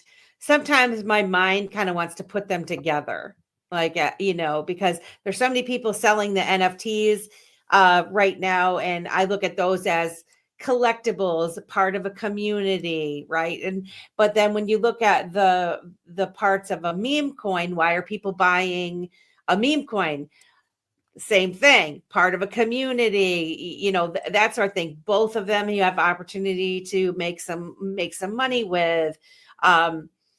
I look at both of those types of things as a starting point for learning how these work. And like what Simon was saying, he knows real world business that has an idea that may want to tokenize and learn how to do this. And so, just as you were opening XPMarket and creating something and then starting over and creating something and starting over, like figuring out, like writing that term paper, I feel like meme coins and NFTs can be a fun way to teach ourselves how this whole system can work, and then provide the information on how to actually do real world stuff. Not saying that meme coins aren't real world, because I mean, in some aspects they are for some people, for collectibles and stuff. I mean, when you get down to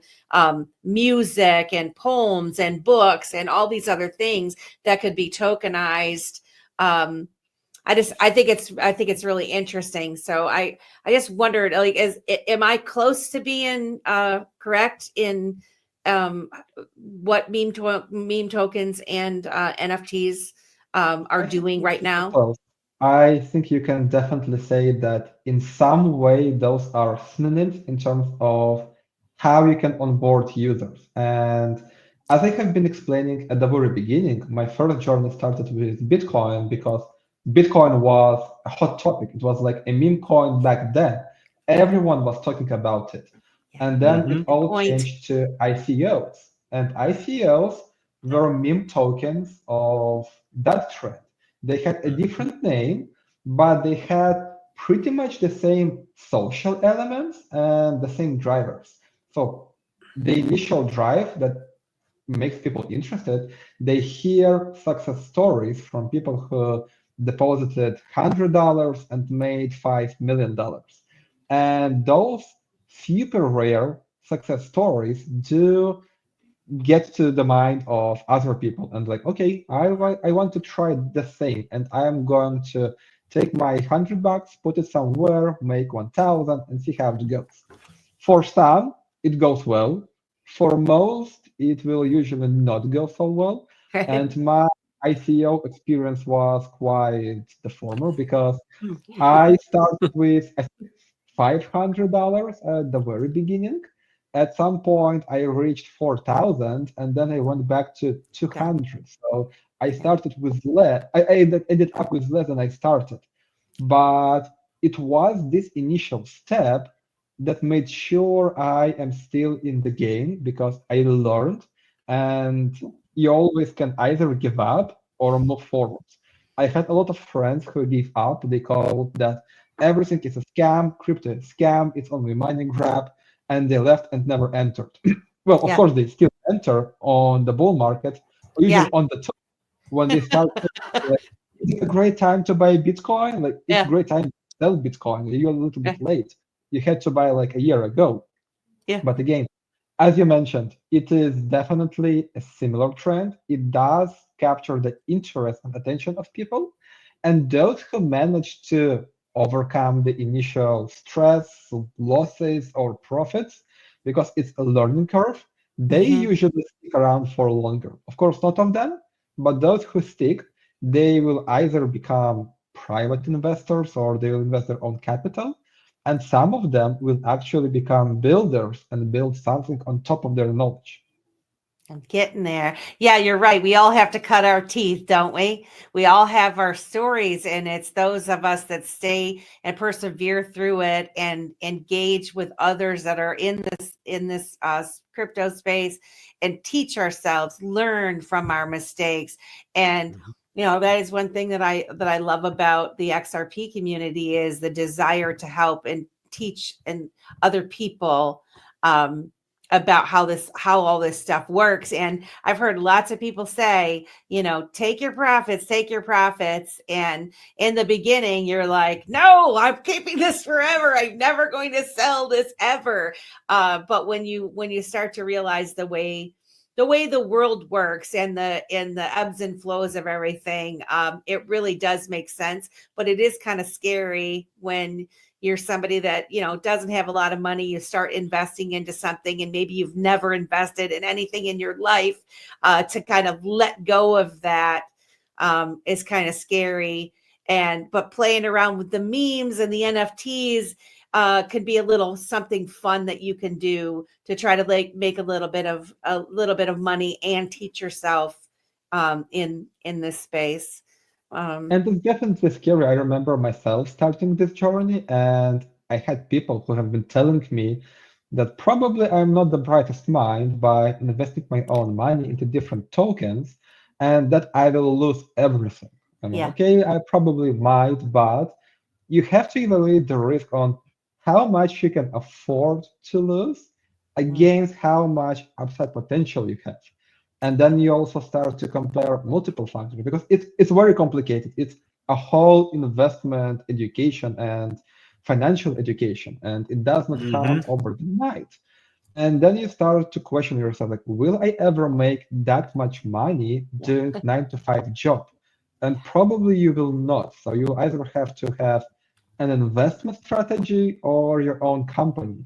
And both can fail. Those are all risks. Probably the least risk you take is doing 9-to-5 job, but then you also have the least upside potential.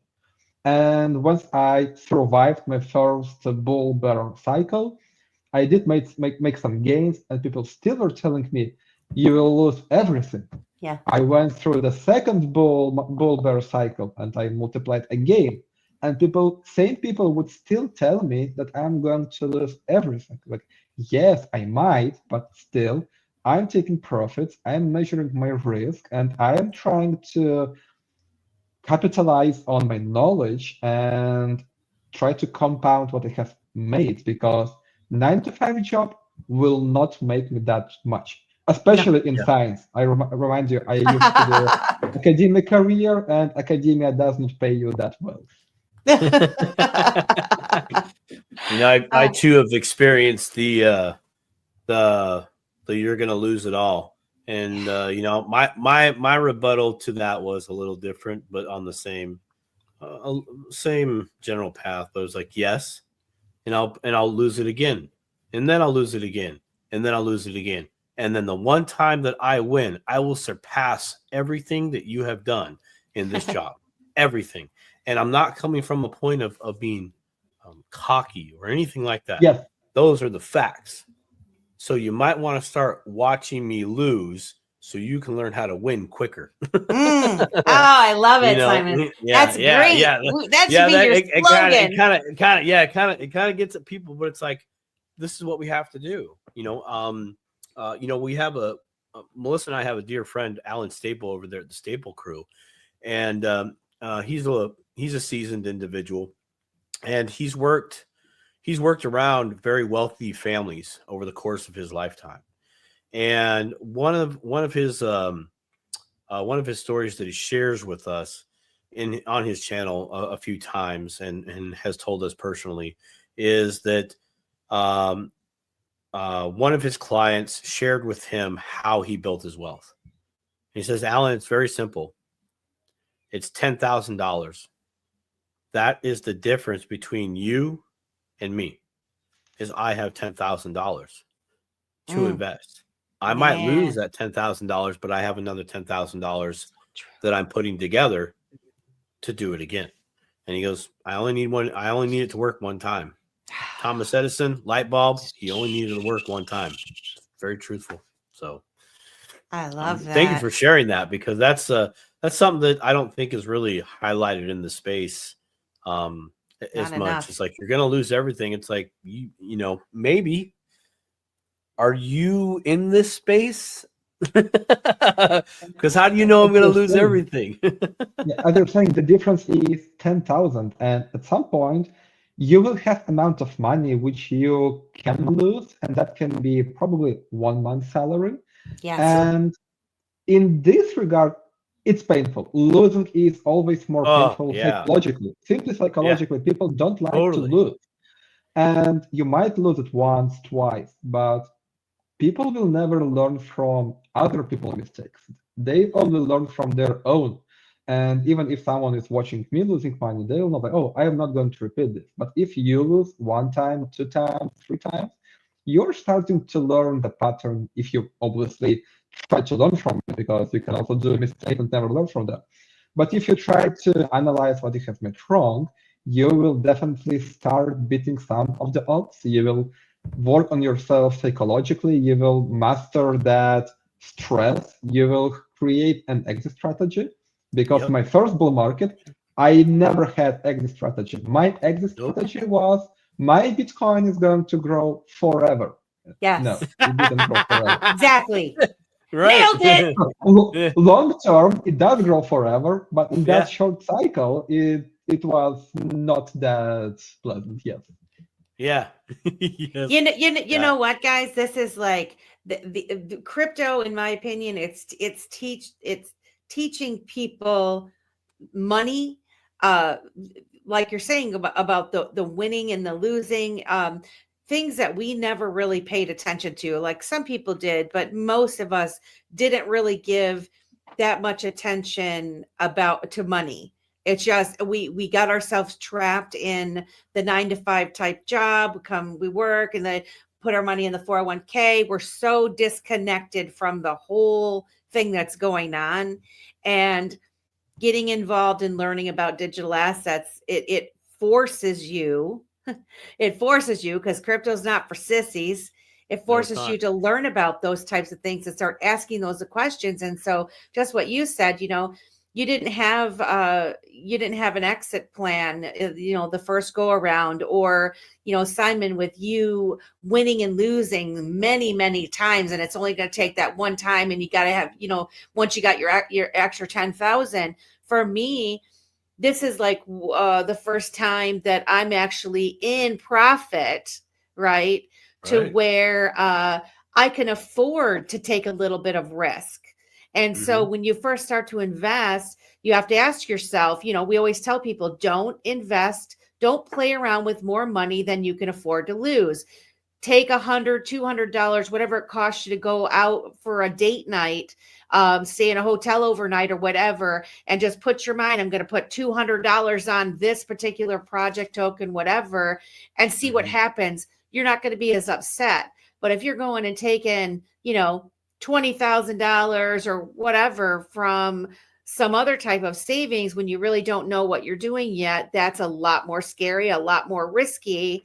But as you start to grow your pot, that money wasn't earned in the same way that we earned from the 9-to-5. And so psychologically saying, I'm going to take 10%, 20% off the top, and I'm going to reinvest these and play, or I got my own my initial investment back. And so now this is all house money, which is kind of like a gambling thing, which you don't want to say like, oh, it's gambling, but in essence, it kind of is. And so is the freaking stock market. So is trading stuff. So this thing, I just feel like digital assets and crypto is actually allowing us little guys to research these projects, these companies that are creating these innovations that are going to propel us into the future, giving us the opportunity to get in on the ground floor. Whereas if you're talking traditional markets and you want to get into a startup, you can't because you're not an accredited investor.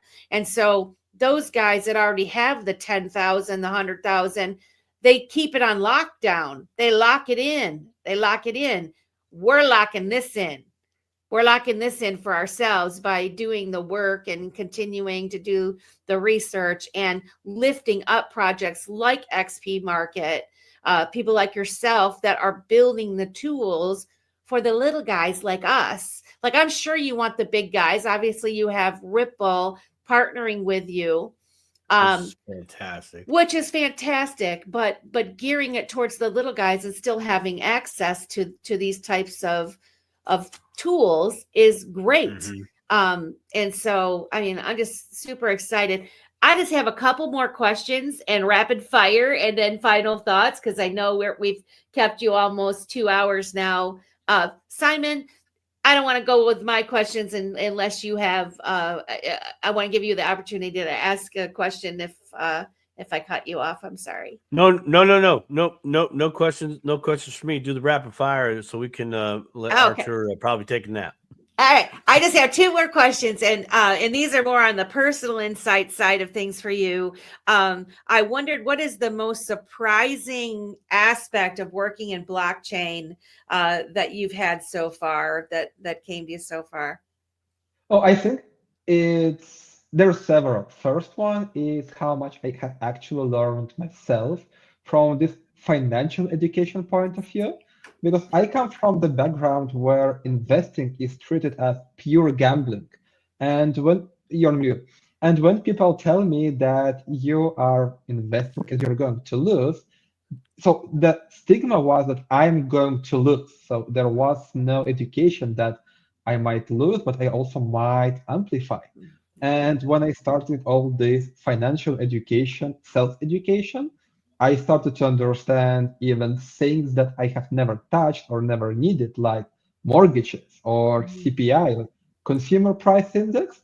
Asked me like 5 years ago, no idea. Now I know what to expect from that. I know what are those reports. I know how to act on this, because we all as people have our personal finance and we need to plan them. We need to understand how we're going to spend. And if someone's taking a mortgage and we have a bank rate at some crazy percentage, that's probably not the best time to take a mortgage, and we have to understand this. And 5 years ago, I would not know about this. I would be like, okay, give me a loan, I will buy something. So now I won't do that, I will evaluate. But also, this is probably a lot about connections. I have also met a lot of different people in the blockchain, and they come from all different places. Some of those come from simple chats of different products or different projects, not even XPMarkets. You chat with someone and then you realize that you share similar interests, similar capital, you start to do research together. And in investment, it's also very, very important to have a group of like-minded people, because the market is so huge that you will never ever be able to analyze even a fraction of it. You need a group of like-minded people who think in the same way or in a similar way, who share your qualities, who share your standards and ideas, so that you can find and narrow down similar interests that you might invest together. And I believe that was also very important for me, because I definitely managed to find these kinds of people who we do the research together. And ultimately, my co-founder of us, we have actually made doing crypto stuff. So we have known each other for quite some time, and we knew our weaknesses and strengths. We piled them into a single pot, and created XPMarket. And now you can see how connections can help you both in terms of research and investment, but also even building a business. Yeah. And that's one of the journeys you can take with the crypto and blockchain. Man, that was well said. I mean, there's so many fire points that you made in that. Yeah, very, very good. What advice would you give someone who's thinking about entering into the blockchain industry? I guess it's very difficult to give an advice, a generalized one, because everyone will have different fears, stress levels, etc. But first of all, probably not to be afraid, because the initial step that everyone has to overcome is fear. And this fear is not knowing what to do, not knowing what awaits you, the fear of losing money. And these are all legit fears, and we should not shame people for having them. You have fears, I have fears. As a startup founder, I have probably even more fears than the general population has, like fear of not sleeping at all. But that's fine. There will be time when I'll have to sleep. But people do have to go and step out of their comfort zone, because if you don't step out of it, you won't be able to achieve something new. It's absolutely nice to stay in your cozy corner and enjoy the life, but only when you step out from it, you can achieve greater stuff. Greatness. Yeah, Mm, absolutely. Absolutely. I lied. I have one question. okay. Sure. Okay. All right. And I'll leave you with this. Have you ever heard or read the book Becoming Your Own Banker by R. Nelson Nash? I don't think I did, no. Okay.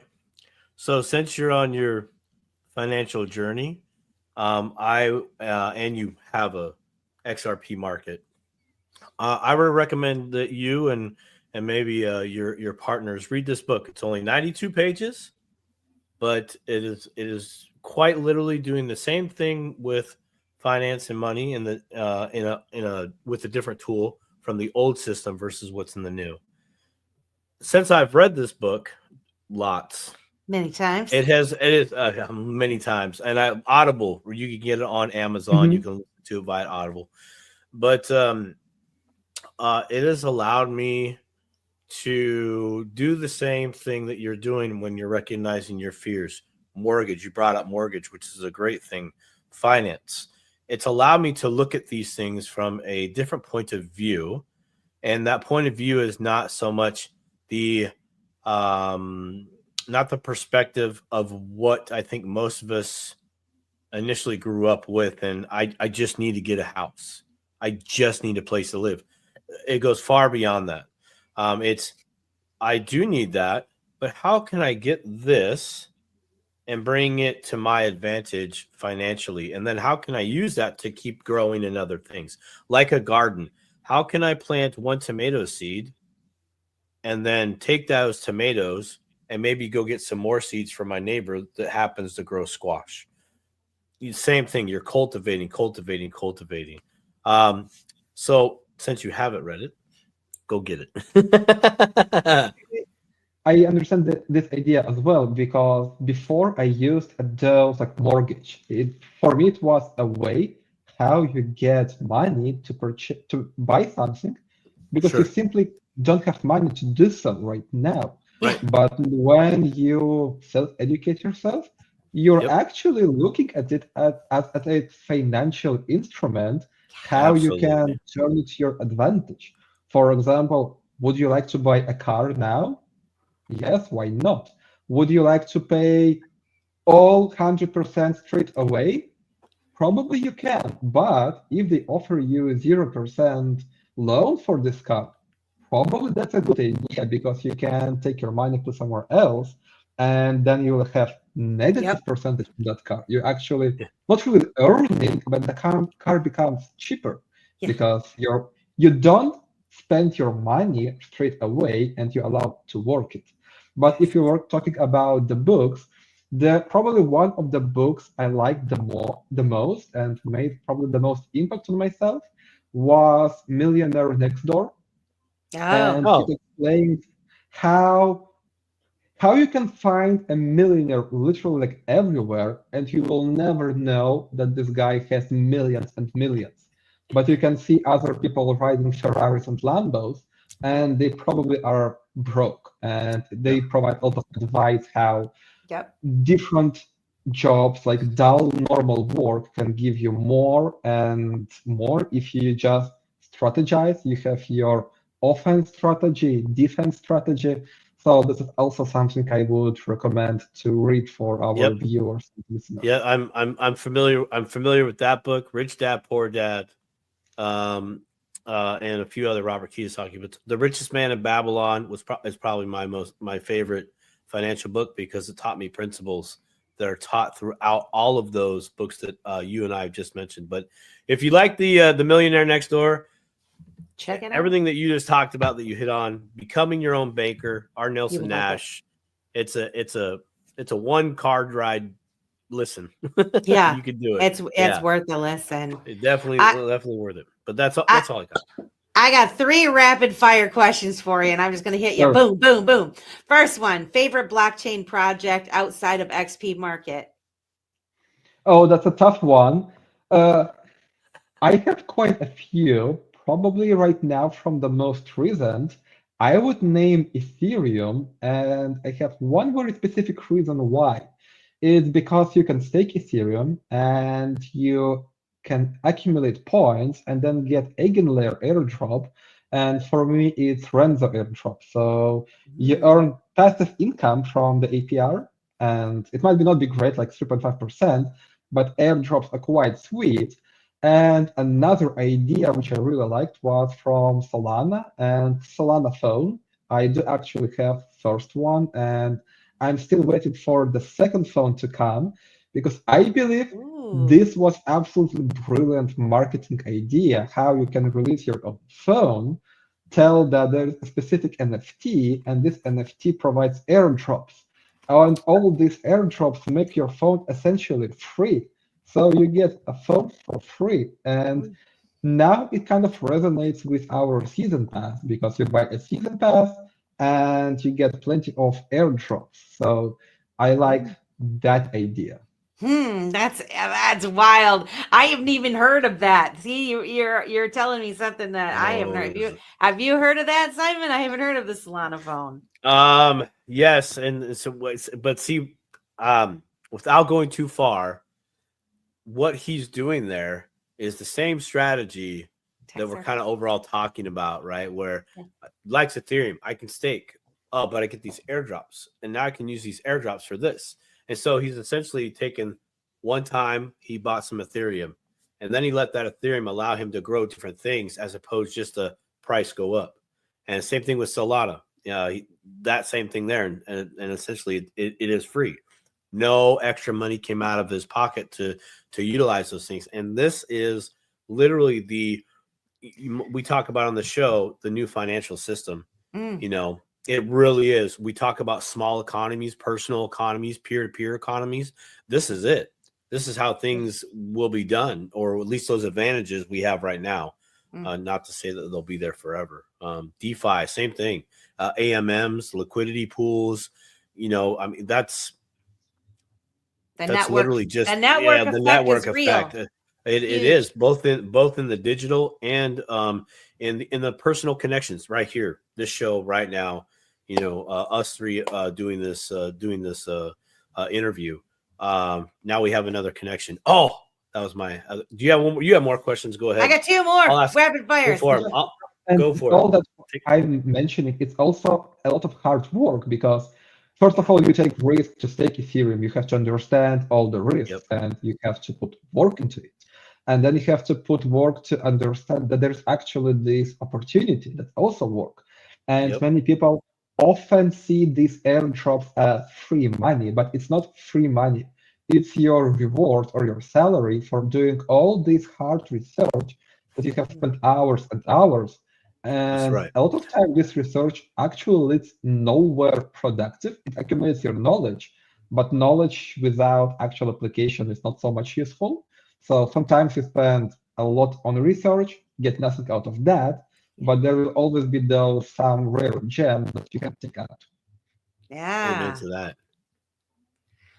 One piece of technology you can't live without.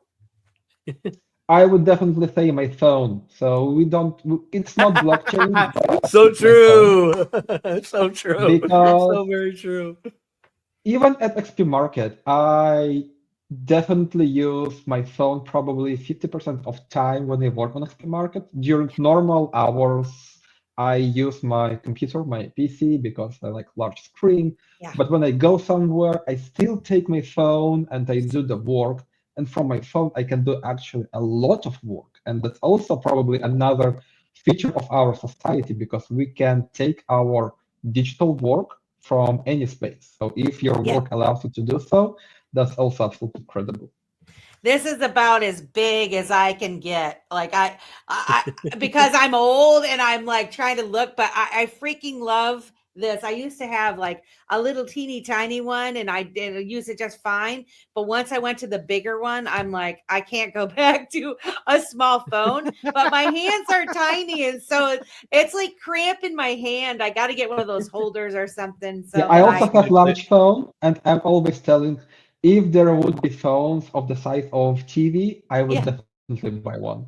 Yeah. Oh, hell yeah. Well, you know, back in the day when I was young, we used to walk down the street with the boombox on your shoulder, you know, big old. I mean, I feel like that's like the phone thing in the future. We're going to be walking down with a big old phone, big old tablet strapped to our. We'll just won't have even it need like it on though. a Like chain. we wear have like a Bluetooth. purse. We have Bluetooth. We just say hello or just answer. Hi, what you know? That's hello. Yeah, you're right. I would be in that same category too. If there was a phone as big as the screen, I'd be like, yeah, I'm gonna get it. No big problem. Cool. Final quick draw question. What's the prediction for the next big thing in crypto? Absolutely impossible to predict. I will not even try to answer this, because I could never imagine that meme coins could be a big thing and attract so much attention. And then we had a lot of AI stuff, and I knew about AI, but I could not imagine that AI will be my assistant in daily tasks. And now AI is integrated into the crypto. We have AI agents. And to me, AI agents is like meme coins on steroids, because these are still the same meme coins, but with AI. And blending AI with meme coins and creating kind of AI agent, no chance I would have predicted this. So predictions are very, very complicated, and I'm not even going to try it. I love it. That sounds like a very scientific approach. No. More research is required. Yeah, more research is required. Perfect. Well, Simon, you have any final thoughts for wrapping this up? Yeah, I think everybody out there should go back and watch this video again and again. There was a lot of great information, simple explanations on quite arguably challenging topics. And as Artur has very highlighted very eloquently, there is work to be done. It does take work, you know. So go back and watch this video a few more times, because there was a lot of hidden gems in here. And Artur, my man, thank you so much for coming on the Dipito Show. Any way I can convince you to come to Las Vegas here in the States at the end of May? You don't have to do so, because we are coming. Yes. Yeah! Cool. Oh yeah. We'll have to connect. We'll have to connect. You'll have to get into Vegas on Thursday night so you can come to our pre-party. Wednesday night. At least let them get settled. Well, if I'm going to Las Vegas because it's over the ocean, trust me, I will take a whole week to do so, maybe even 2. Amen to that. All right. Cool. I look forward to meeting you. I look forward very much to meeting you and your team. That's great. We thank you so much for spending time with us. Do you have any final thoughts or messages for the audience? Telling people about like how can they find your website and dip their toe into the products you're building? So if everyone is looking how to dip their toe into XRP Ledger to begin with, so XPMarket is definitely a great tool to do so. All you have to do is go to xpmarket.com, press Connect Wallet, and that's already where you're going to start. You will have a chance to select the wallet, so you'll be already hinted at which wallet selections you can go and take. And from a single platform, you will be able to experience whole XRP Ledger. You will be faced with all the tokens, with AMM pools, season pass. You will have access to NFTs. And this is kind of a starter pack for a newcomer, a new joiner to the ledger. It's also a medium pack for people who have been around for quite some time. And I hope that XRP Ledger won't be their final stop, that people will look into XRP Ledger, see what's here, then go somewhere else to Solana, Ethereum, Binance Chain, explore there, and find what they like, why they don't like, come back to us, tell what they would like to add or what they would like to remove, or even better, please do go and build a competitor so that we have more fun competing each other and developing new products. And don't be afraid to go outside and experiment with the blockchains. Try to take reasonable and measurable risks with your finance to become more independent, because when you have skin in the game, you obviously have much more motivation and interest learning. As I mentioned, you will never learn to the same level from mistakes that other people make. You have to make your own mistakes, otherwise you will not remember it. Boy, is that a valuable statement right there. 100%. We all need to learn from our own mistakes. I want to thank you, Dr. Artur, for coming on Dip a Toe. We will post your links in the description. This will be, we'll have this on our Wednesday show. So for those of you who didn't know, this is a recorded interview. And we're so thankful that you came. And guys, thanks for everybody that visited Dip a Toe show every week. Wednesdays, 8 p.m. We're on YouTube and Rumble at Dip a Toe. And you can also find us on X at Dip a Toe Show. Thank you very much for coming. We look forward to seeing you next week, Dr. Artur. Thank you very much. And we will talk to you guys next time. Have a good rest of your day. Oh, hey-oh. Huh? Oh, you're on mute, I think. I wonder if you can hear me. Oh, no, I am. Yep. Sorry. I double muted myself because, you never know. Might hit one button and you're unmuted here, but, anyway. I almost was gonna just let it play because it did the ending, but I had to come back on because that was the first time I heard it played back, and yeah, wow. Shout out to True Ducal. I think, I don't know if I'm saying it right, but yeah, said he really enjoyed the interview, and he says, he got a new sub here, so I'm like excited about that. Thank you. Yeah, y'all still live. Yeah, we're still live. Come on, this is a 3-hour show. Yeah. Well, it's not going to be tonight because There's a pool party. No, I can't. I am all jacked up on Dayquil, Theraflu, anything that could help just the oxygen in my body. Exactly. But I didn't want to leave without saying goodbye to everybody personally because of the way we started. But yeah, what a fantastic conversation we had with him.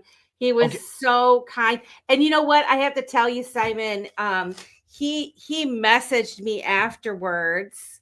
Did he? Good. Yes, and he said, thank you so much for having him. It was super comfortable and fun.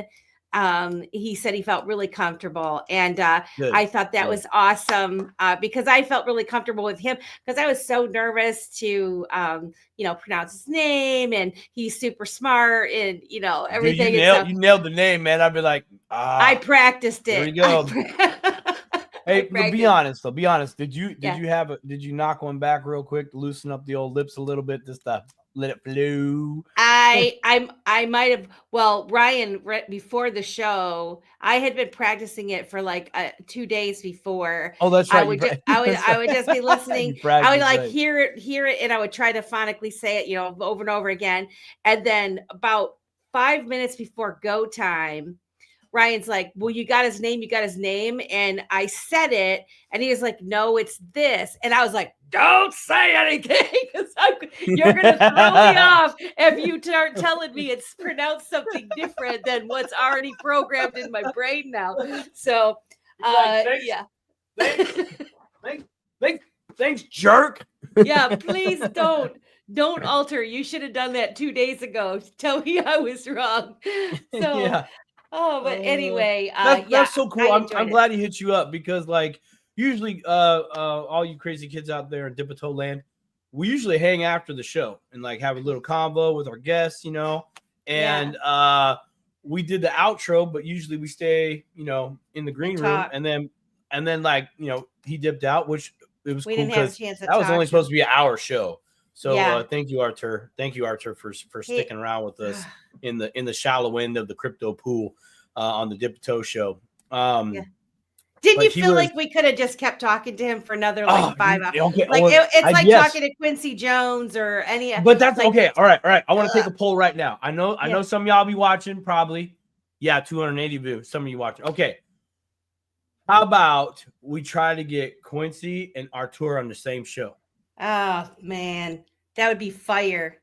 Just to have them have like a tech talk. A tech talk. Hey, this is tech talk, not TikTok, but tech talk. Hey. Anyways, come on, Trump. What you think, baby? Yeah, get him and get Will from XRP in there.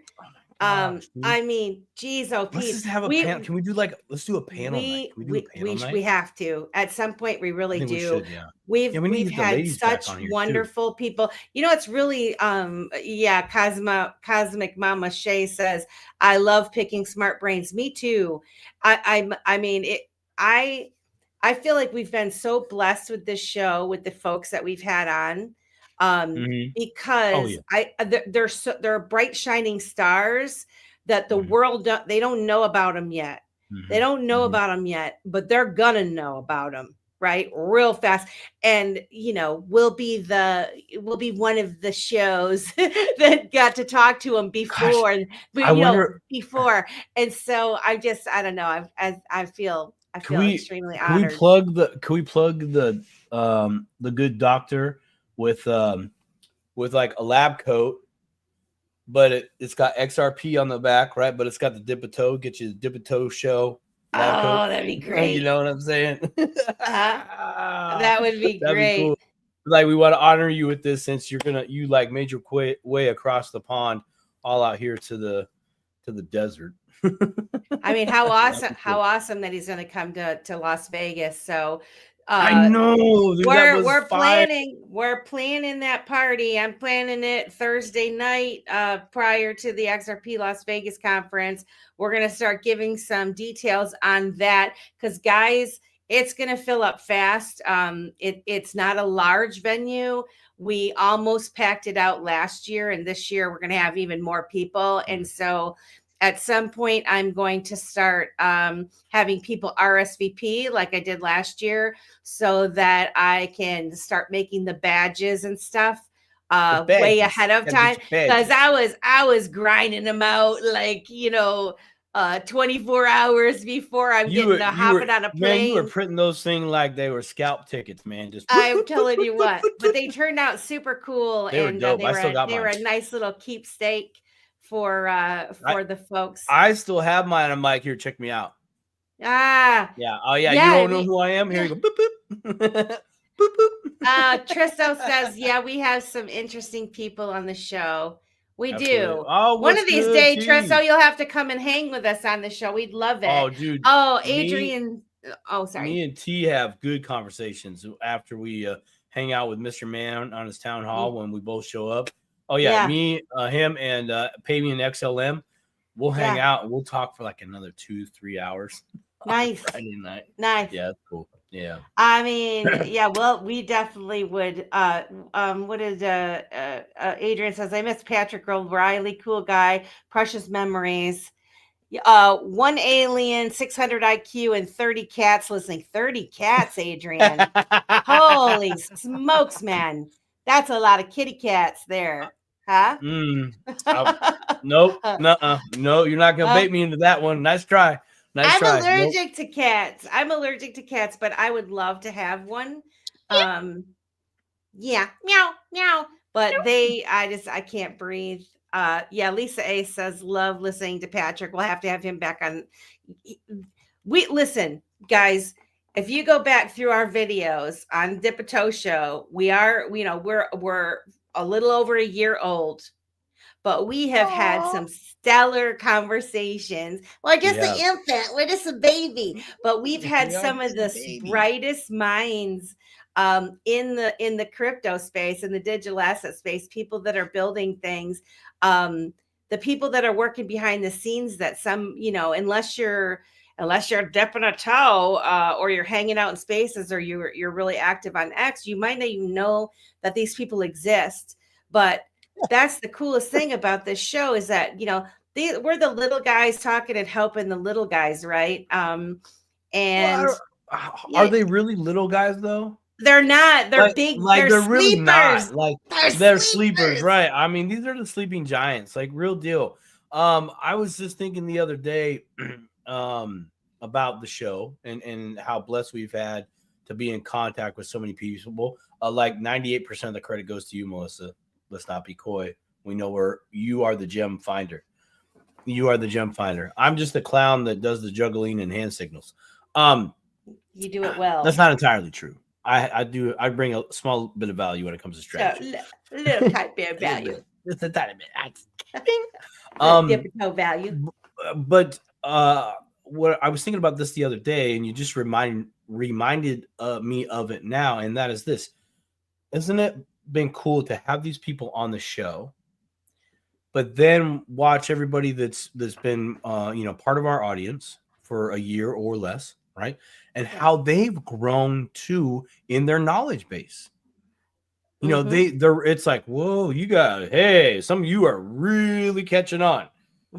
Some of y'all might not have a day job. This is good for you. I'm so happy because you're gonna have to. I love it, man. Soon. I'm jealous. When the student becomes the teacher, and I'm seeing a lot of that in the chat. I'm seeing a lot of that in the space. It's been amazing to sit back and go, well, I'll be. It done catched on. Yeah. I mean, my goals is, really we want everybody to feel super comfortable with the Dip a Toe show and come on the show. We would love for you to come on the show if you're shy, you don't want to have your camera on or whatever. But all of you that are watching this show right now that are dipping your toe, just know, like, you are so early. You're at the beginning. I commend you for taking your time, your effort, your energy, because we all know how much energy and effort this takes, and you're persevering through it. You just keep on pushing, and you're doing it, and we're supporting each other. And so whenever you're ready and you want to reach out, maybe we're going to do another ladies night. And because people really liked that. And I just got thinking you were talking about Trisso. I'm like, maybe you'll have a man's night on the Dip a Toe channel sometime, why not? We can change things up now. Real quick. Well, we can change things up, but I'm just saying that this channel is for all of you, for all of us. And, you know, if you have ideas and things that you'd like us to cover, or you know someone that you think would be great to come on the show, reach out to us, let us know. You know, you can reach out to me on X at WorldBeFree888.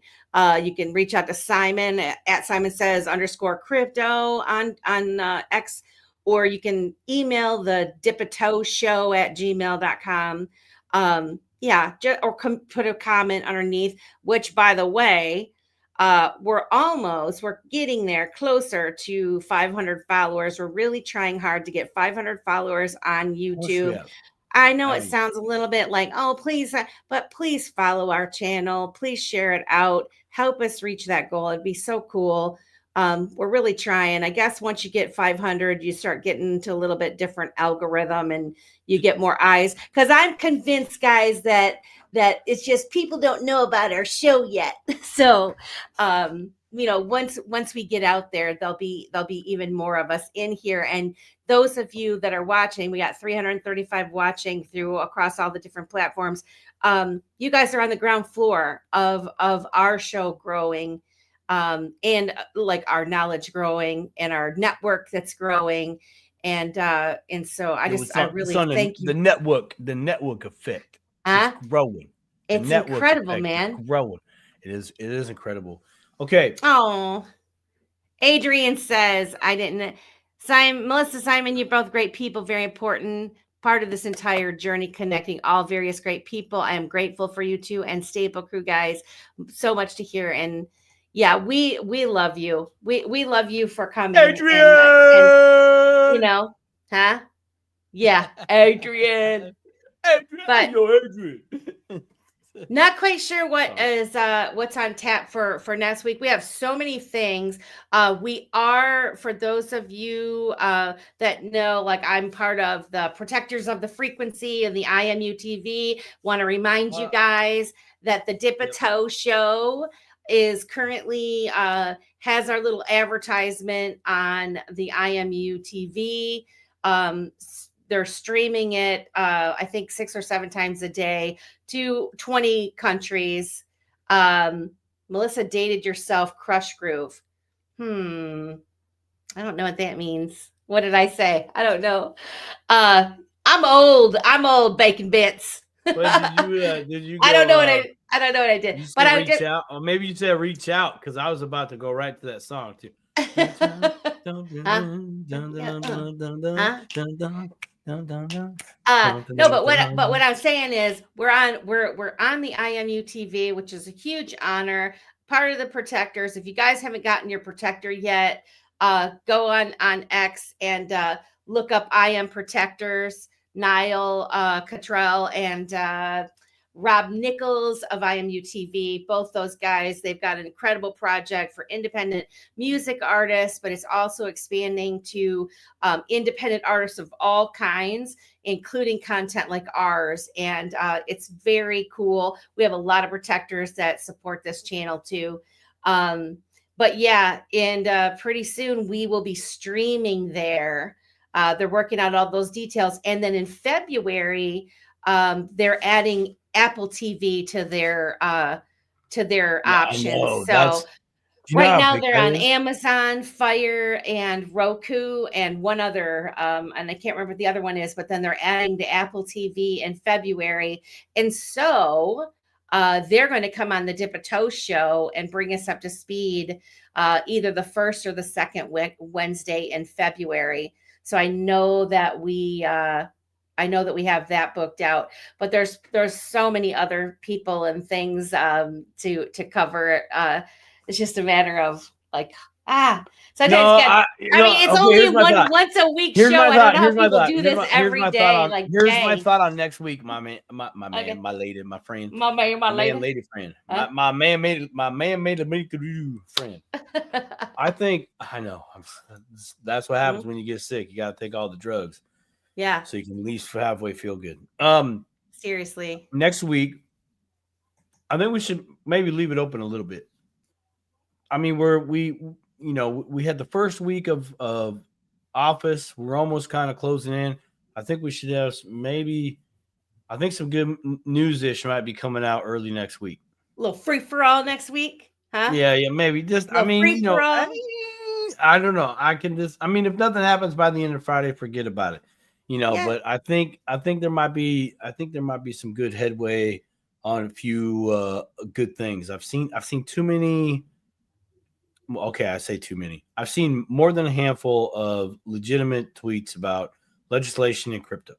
Yeah. So I mean that right there, and I Little know chatty chat. we could go both ends, same way, opposite directions. Seriously. I think, and I mean, and everybody else in the chat, they're going to be with that. I'm just saying, maybe we should just leave it open. Leave it open.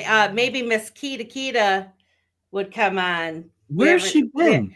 I mean, I've heard of birthday week, but this is like birthday forever. No, she was in the chat. She was in the chat last I week. missed her. Love you, Keita. Yeah, I know. So we'll try to get her, see if she's available to come in and chat with us, and maybe Amanda, or we'll just have it open. We'll talk about it. We'll see. We had Landon, there's maybe Trisso. I don't know. We're just gonna be talking some stuff next week. Oh yeah, definitely.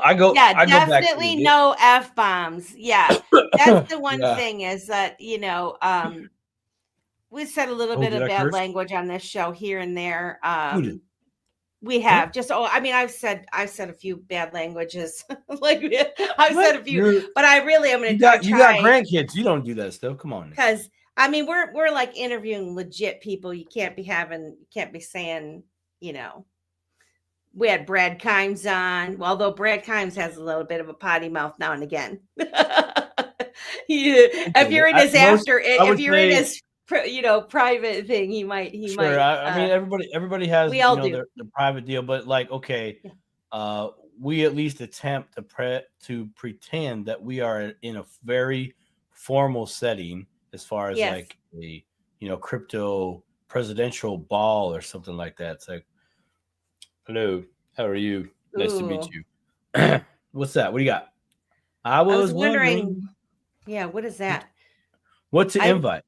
I'm not even like to listen. One of CEOs of Delcium project about AI agents. Yeah.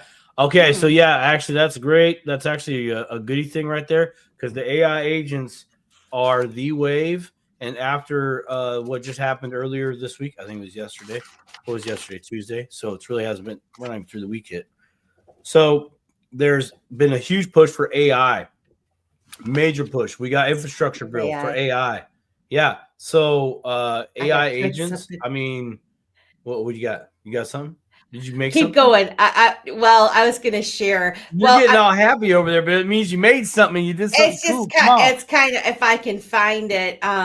There, and I want to get his name and everything, because he did a bunch of these little things for the protectors, having us dancing, and I saw that. And then I know it's so awesome. Let me see if I have it. It's all AI, and then I recently joined a group that is following AI technology, and that are creating and testing different things. And who knows, if we rub elbows with some of them, maybe we can get some of them to come on the show, because that would be fascinating. Well, anybody that can figure out how to use this technology for good and for fun, I think it's really cool. Like, I'd love to. Yeah, AI is a very, very interesting topic. I think we should totally address that, because I've dipped my toe into AI. I mean, some of us use Grok. I love it personally. OpenAI or ChatGPT, and I know there's a plethora of others that I know Melissa has messed with. I've totally messed with, and I think it would be a really good overall topic. So, Adrian, thank you so much, because it's not just AI agents in crypto, right? Because the AI agent is like, think of it as an actual digital representation of a personal assistant, right? It will make decisions based on responses. When you get the stupid help chat bot, hi, I'm so-and-so, how can I help you today? When you're like freaking out about some crypto issue, you're like, I want a real person. I want a person now. At some level, there's an AI agent that's doing that. It makes decisions based on you. It's not like you just give it parameters. It has the ability to think for itself. That's kind of some of the things that I've found that I've found very interesting. I would love to actually really go down that road, and we should. We just had an infrastructure bill, $100 billion all the way up to $500 billion into AI in this United States of America at data centers all across. Like, dude, they're doing this. It's now. We do need to know. Yes. We'll have to do the entire screen. So I'll go on the dark web later, see what I can dig up. I am going to share this. Hopefully, share it. Hopefully this hopefully you can. It'll play. Well, yeah, I gotta make sure. Are you the one in the swimsuit? No, you're the one in the I'm in the red. I'm the. Yeah. Is that Stone in the back? Yeah. I think it's Stone and Tiara and me, and I don't know who the other two are. Now, I didn't actually hit the volume button. Is there like a Irish jig that's playing? Yeah, and then there's one more. I think it's so funny. And then I said, I really want one by myself. And holy smokes, this is what he came up with. All right. No, we can't hear the sound. Oh, you can't? No. But I can see you dancing like that at the karaoke bar. Isn't that crazy? Yeah. But here, like, okay, so somebody created this. Yeah. Probably on the majority of free applications that are already out there. Yeah. So if it's free and it's out there now for us to use, how long has it already been in play? Correct. Ding, ding, ding. We have a winner. That's right. So we have to take that into perspective. And it is time to learn. If we don't learn, we're going to get burned. Yes. 100%. It's not because we're wanting to know and we're fascinated with everything out there. It's because, well, I have to know what's kind of coming at me to some degree. The WEF had a chat about the WEF had chatted about. Yeah, I had heard some stuff like that. It's now a position thing. See, strategic reserve into crypto. What you got? You yawning? Well, I was gonna say crypto bacon bits. He is like super creative. He or she, because I'm assuming that you're a male, crypto bacon bits, but you might be a woman for all I know. All I know is that some of the stuff that you post is like fire. And I wonder if you are experienced with any of this stuff because it's super cool. The AI one? What if Nile and I think Empress. Okay. I don't know what that means. No sound. No sound. What? Oh, probably on the. She's listening on delay. That's why. Yeah. Canadian broadband. Yeah. No, I don't know why it stop screen. I don't know why it wasn't doing sound for my share. It did on the one tab. It didn't on the other tab. But sorry about that, guys. In any event, super cool. AI. Yeah, he's one that is in the spaces in the morning. The Helvetics, I think, is he's a creator on Helvetics, and Stephanie Island Ghost that's been on our show before.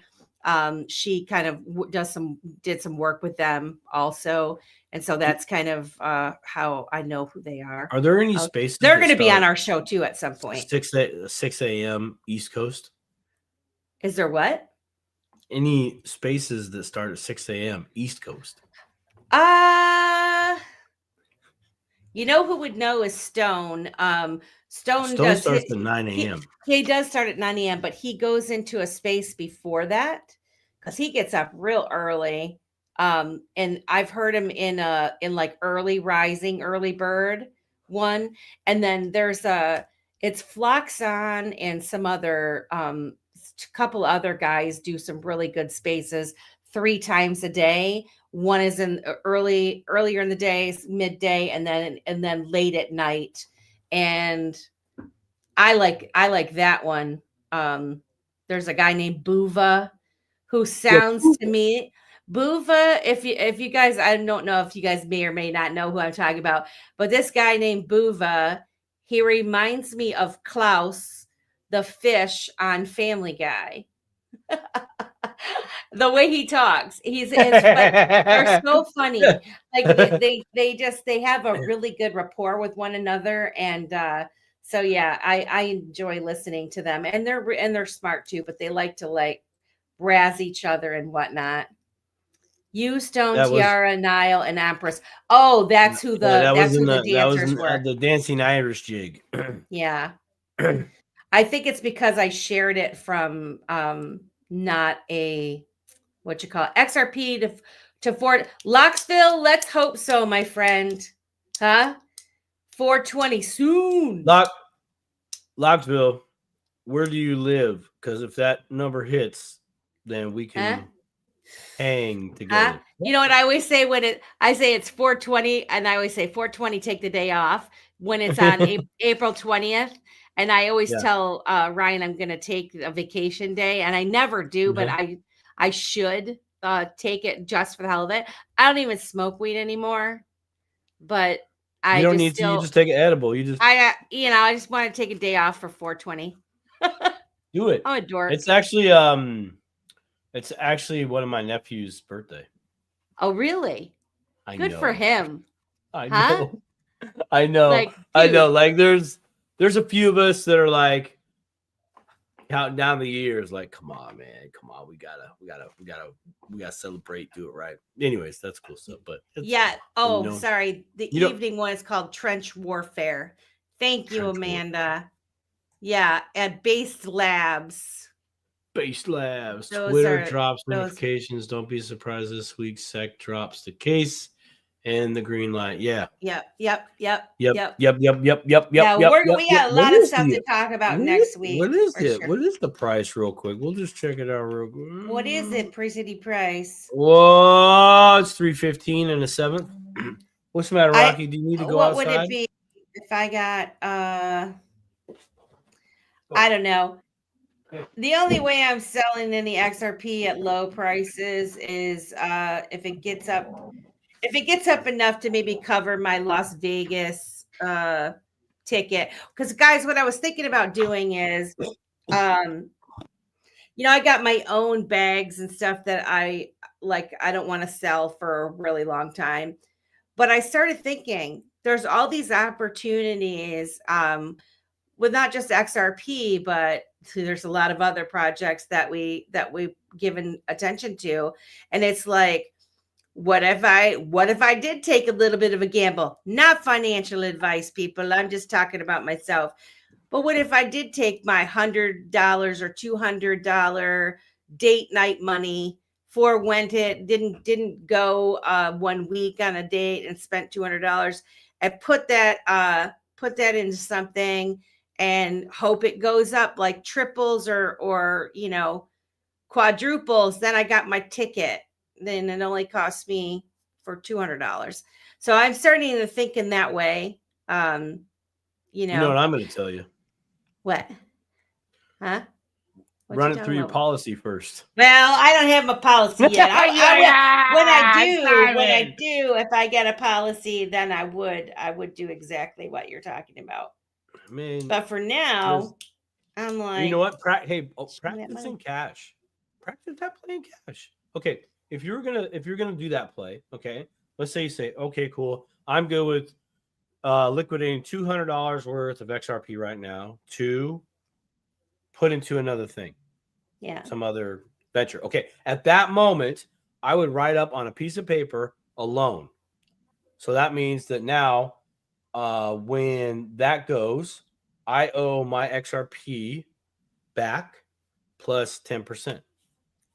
Notice I said I owe XRP, not dollars. What's up? Not dollars. Yeah, H bar. Do H bar.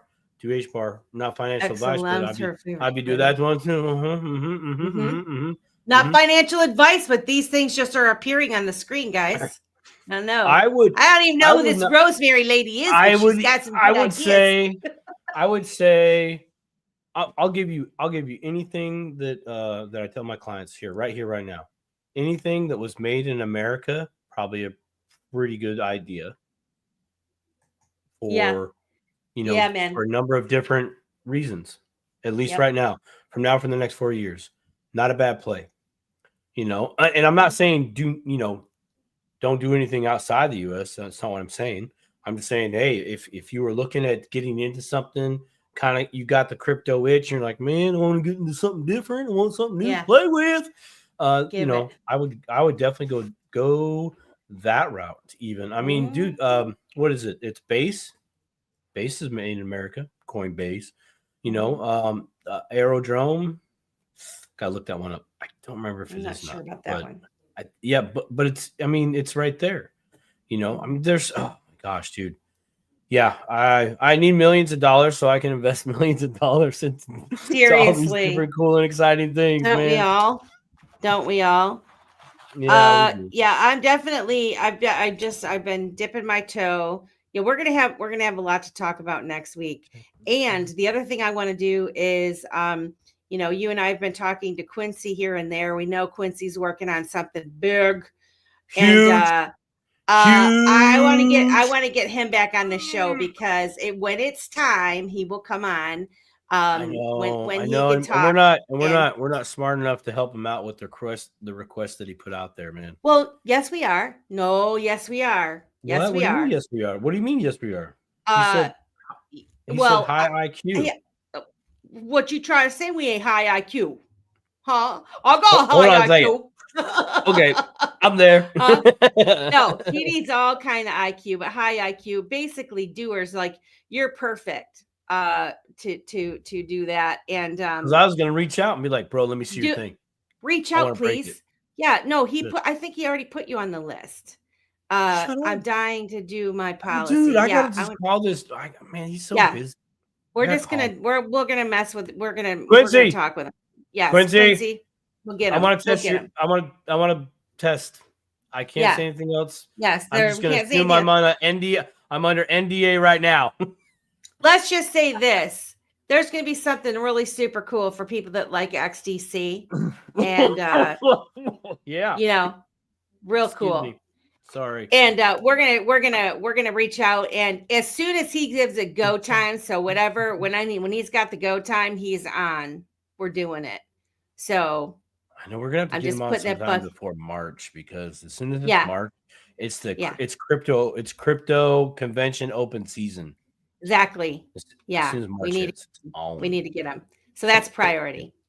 Okay. So anyway, I just wanted to get you guys excited about that. No, that's good. I'm so glad you dropped that, because I was gonna ask you about that after the show. Like, hey, can we talk about this? You got the skinny on the slowdown. Like, how much can we just talk about to the dipitors and be like, you might want to watch Quincy just for a little bit, because something cool is happening there. Yes.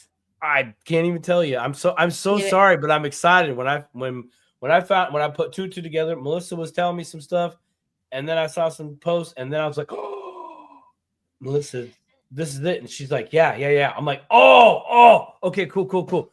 I kind of know where it's at. So.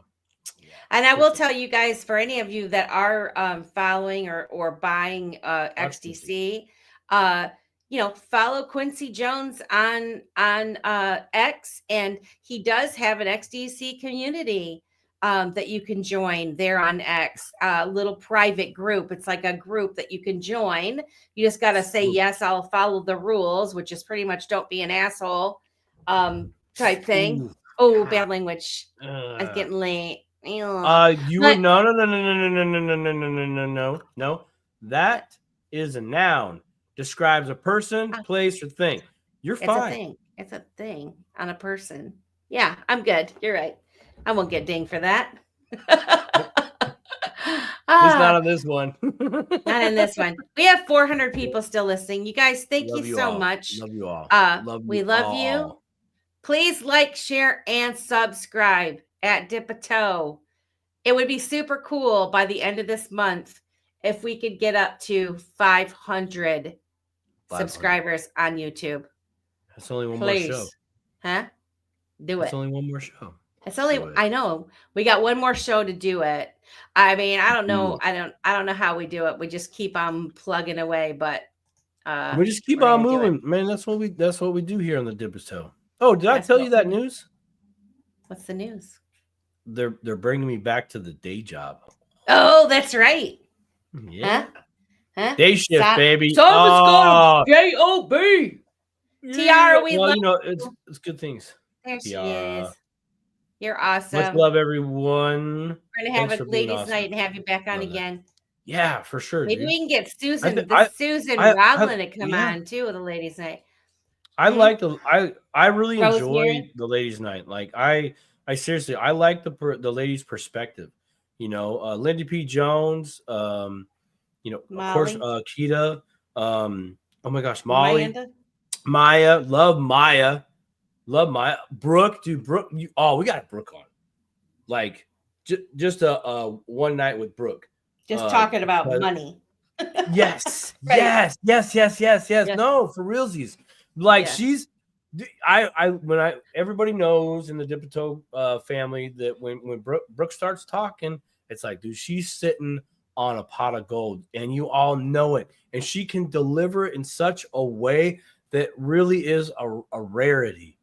Like I haven't really come across a lot of people that can take the complexity of the Wall Street, the finance, and really just break it down at a Main Street level, but it's very digestible and it resonates with most people. And that the resonation, it really just speaks to her as a person, to who she is, right? Just how cool she is. So, well, you know, she comes across very sweet, and what I really like about her delivery is she's educating. Yes. With about the seriousness, but without the negativity. Right. And that's key right there, because most people that present that type of information, it does suck. So we're all kind of pissed and it's kind of doom and gloom. She doesn't come at it like that. I don't know. There's definitely something special. Maybe I'll dip an online toe with you all one day. Yeah. Come on, Shay.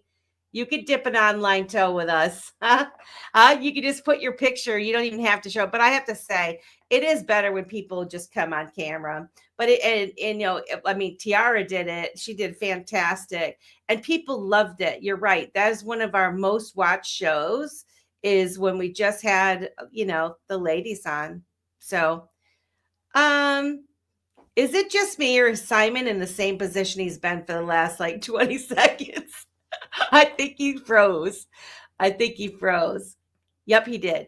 Well, guys, we love you. We thank you so much for coming. Now we are definitely at a 3-hour show, and we appreciate you, and we will see you next time. Same time, same bat channel. Have a good rest.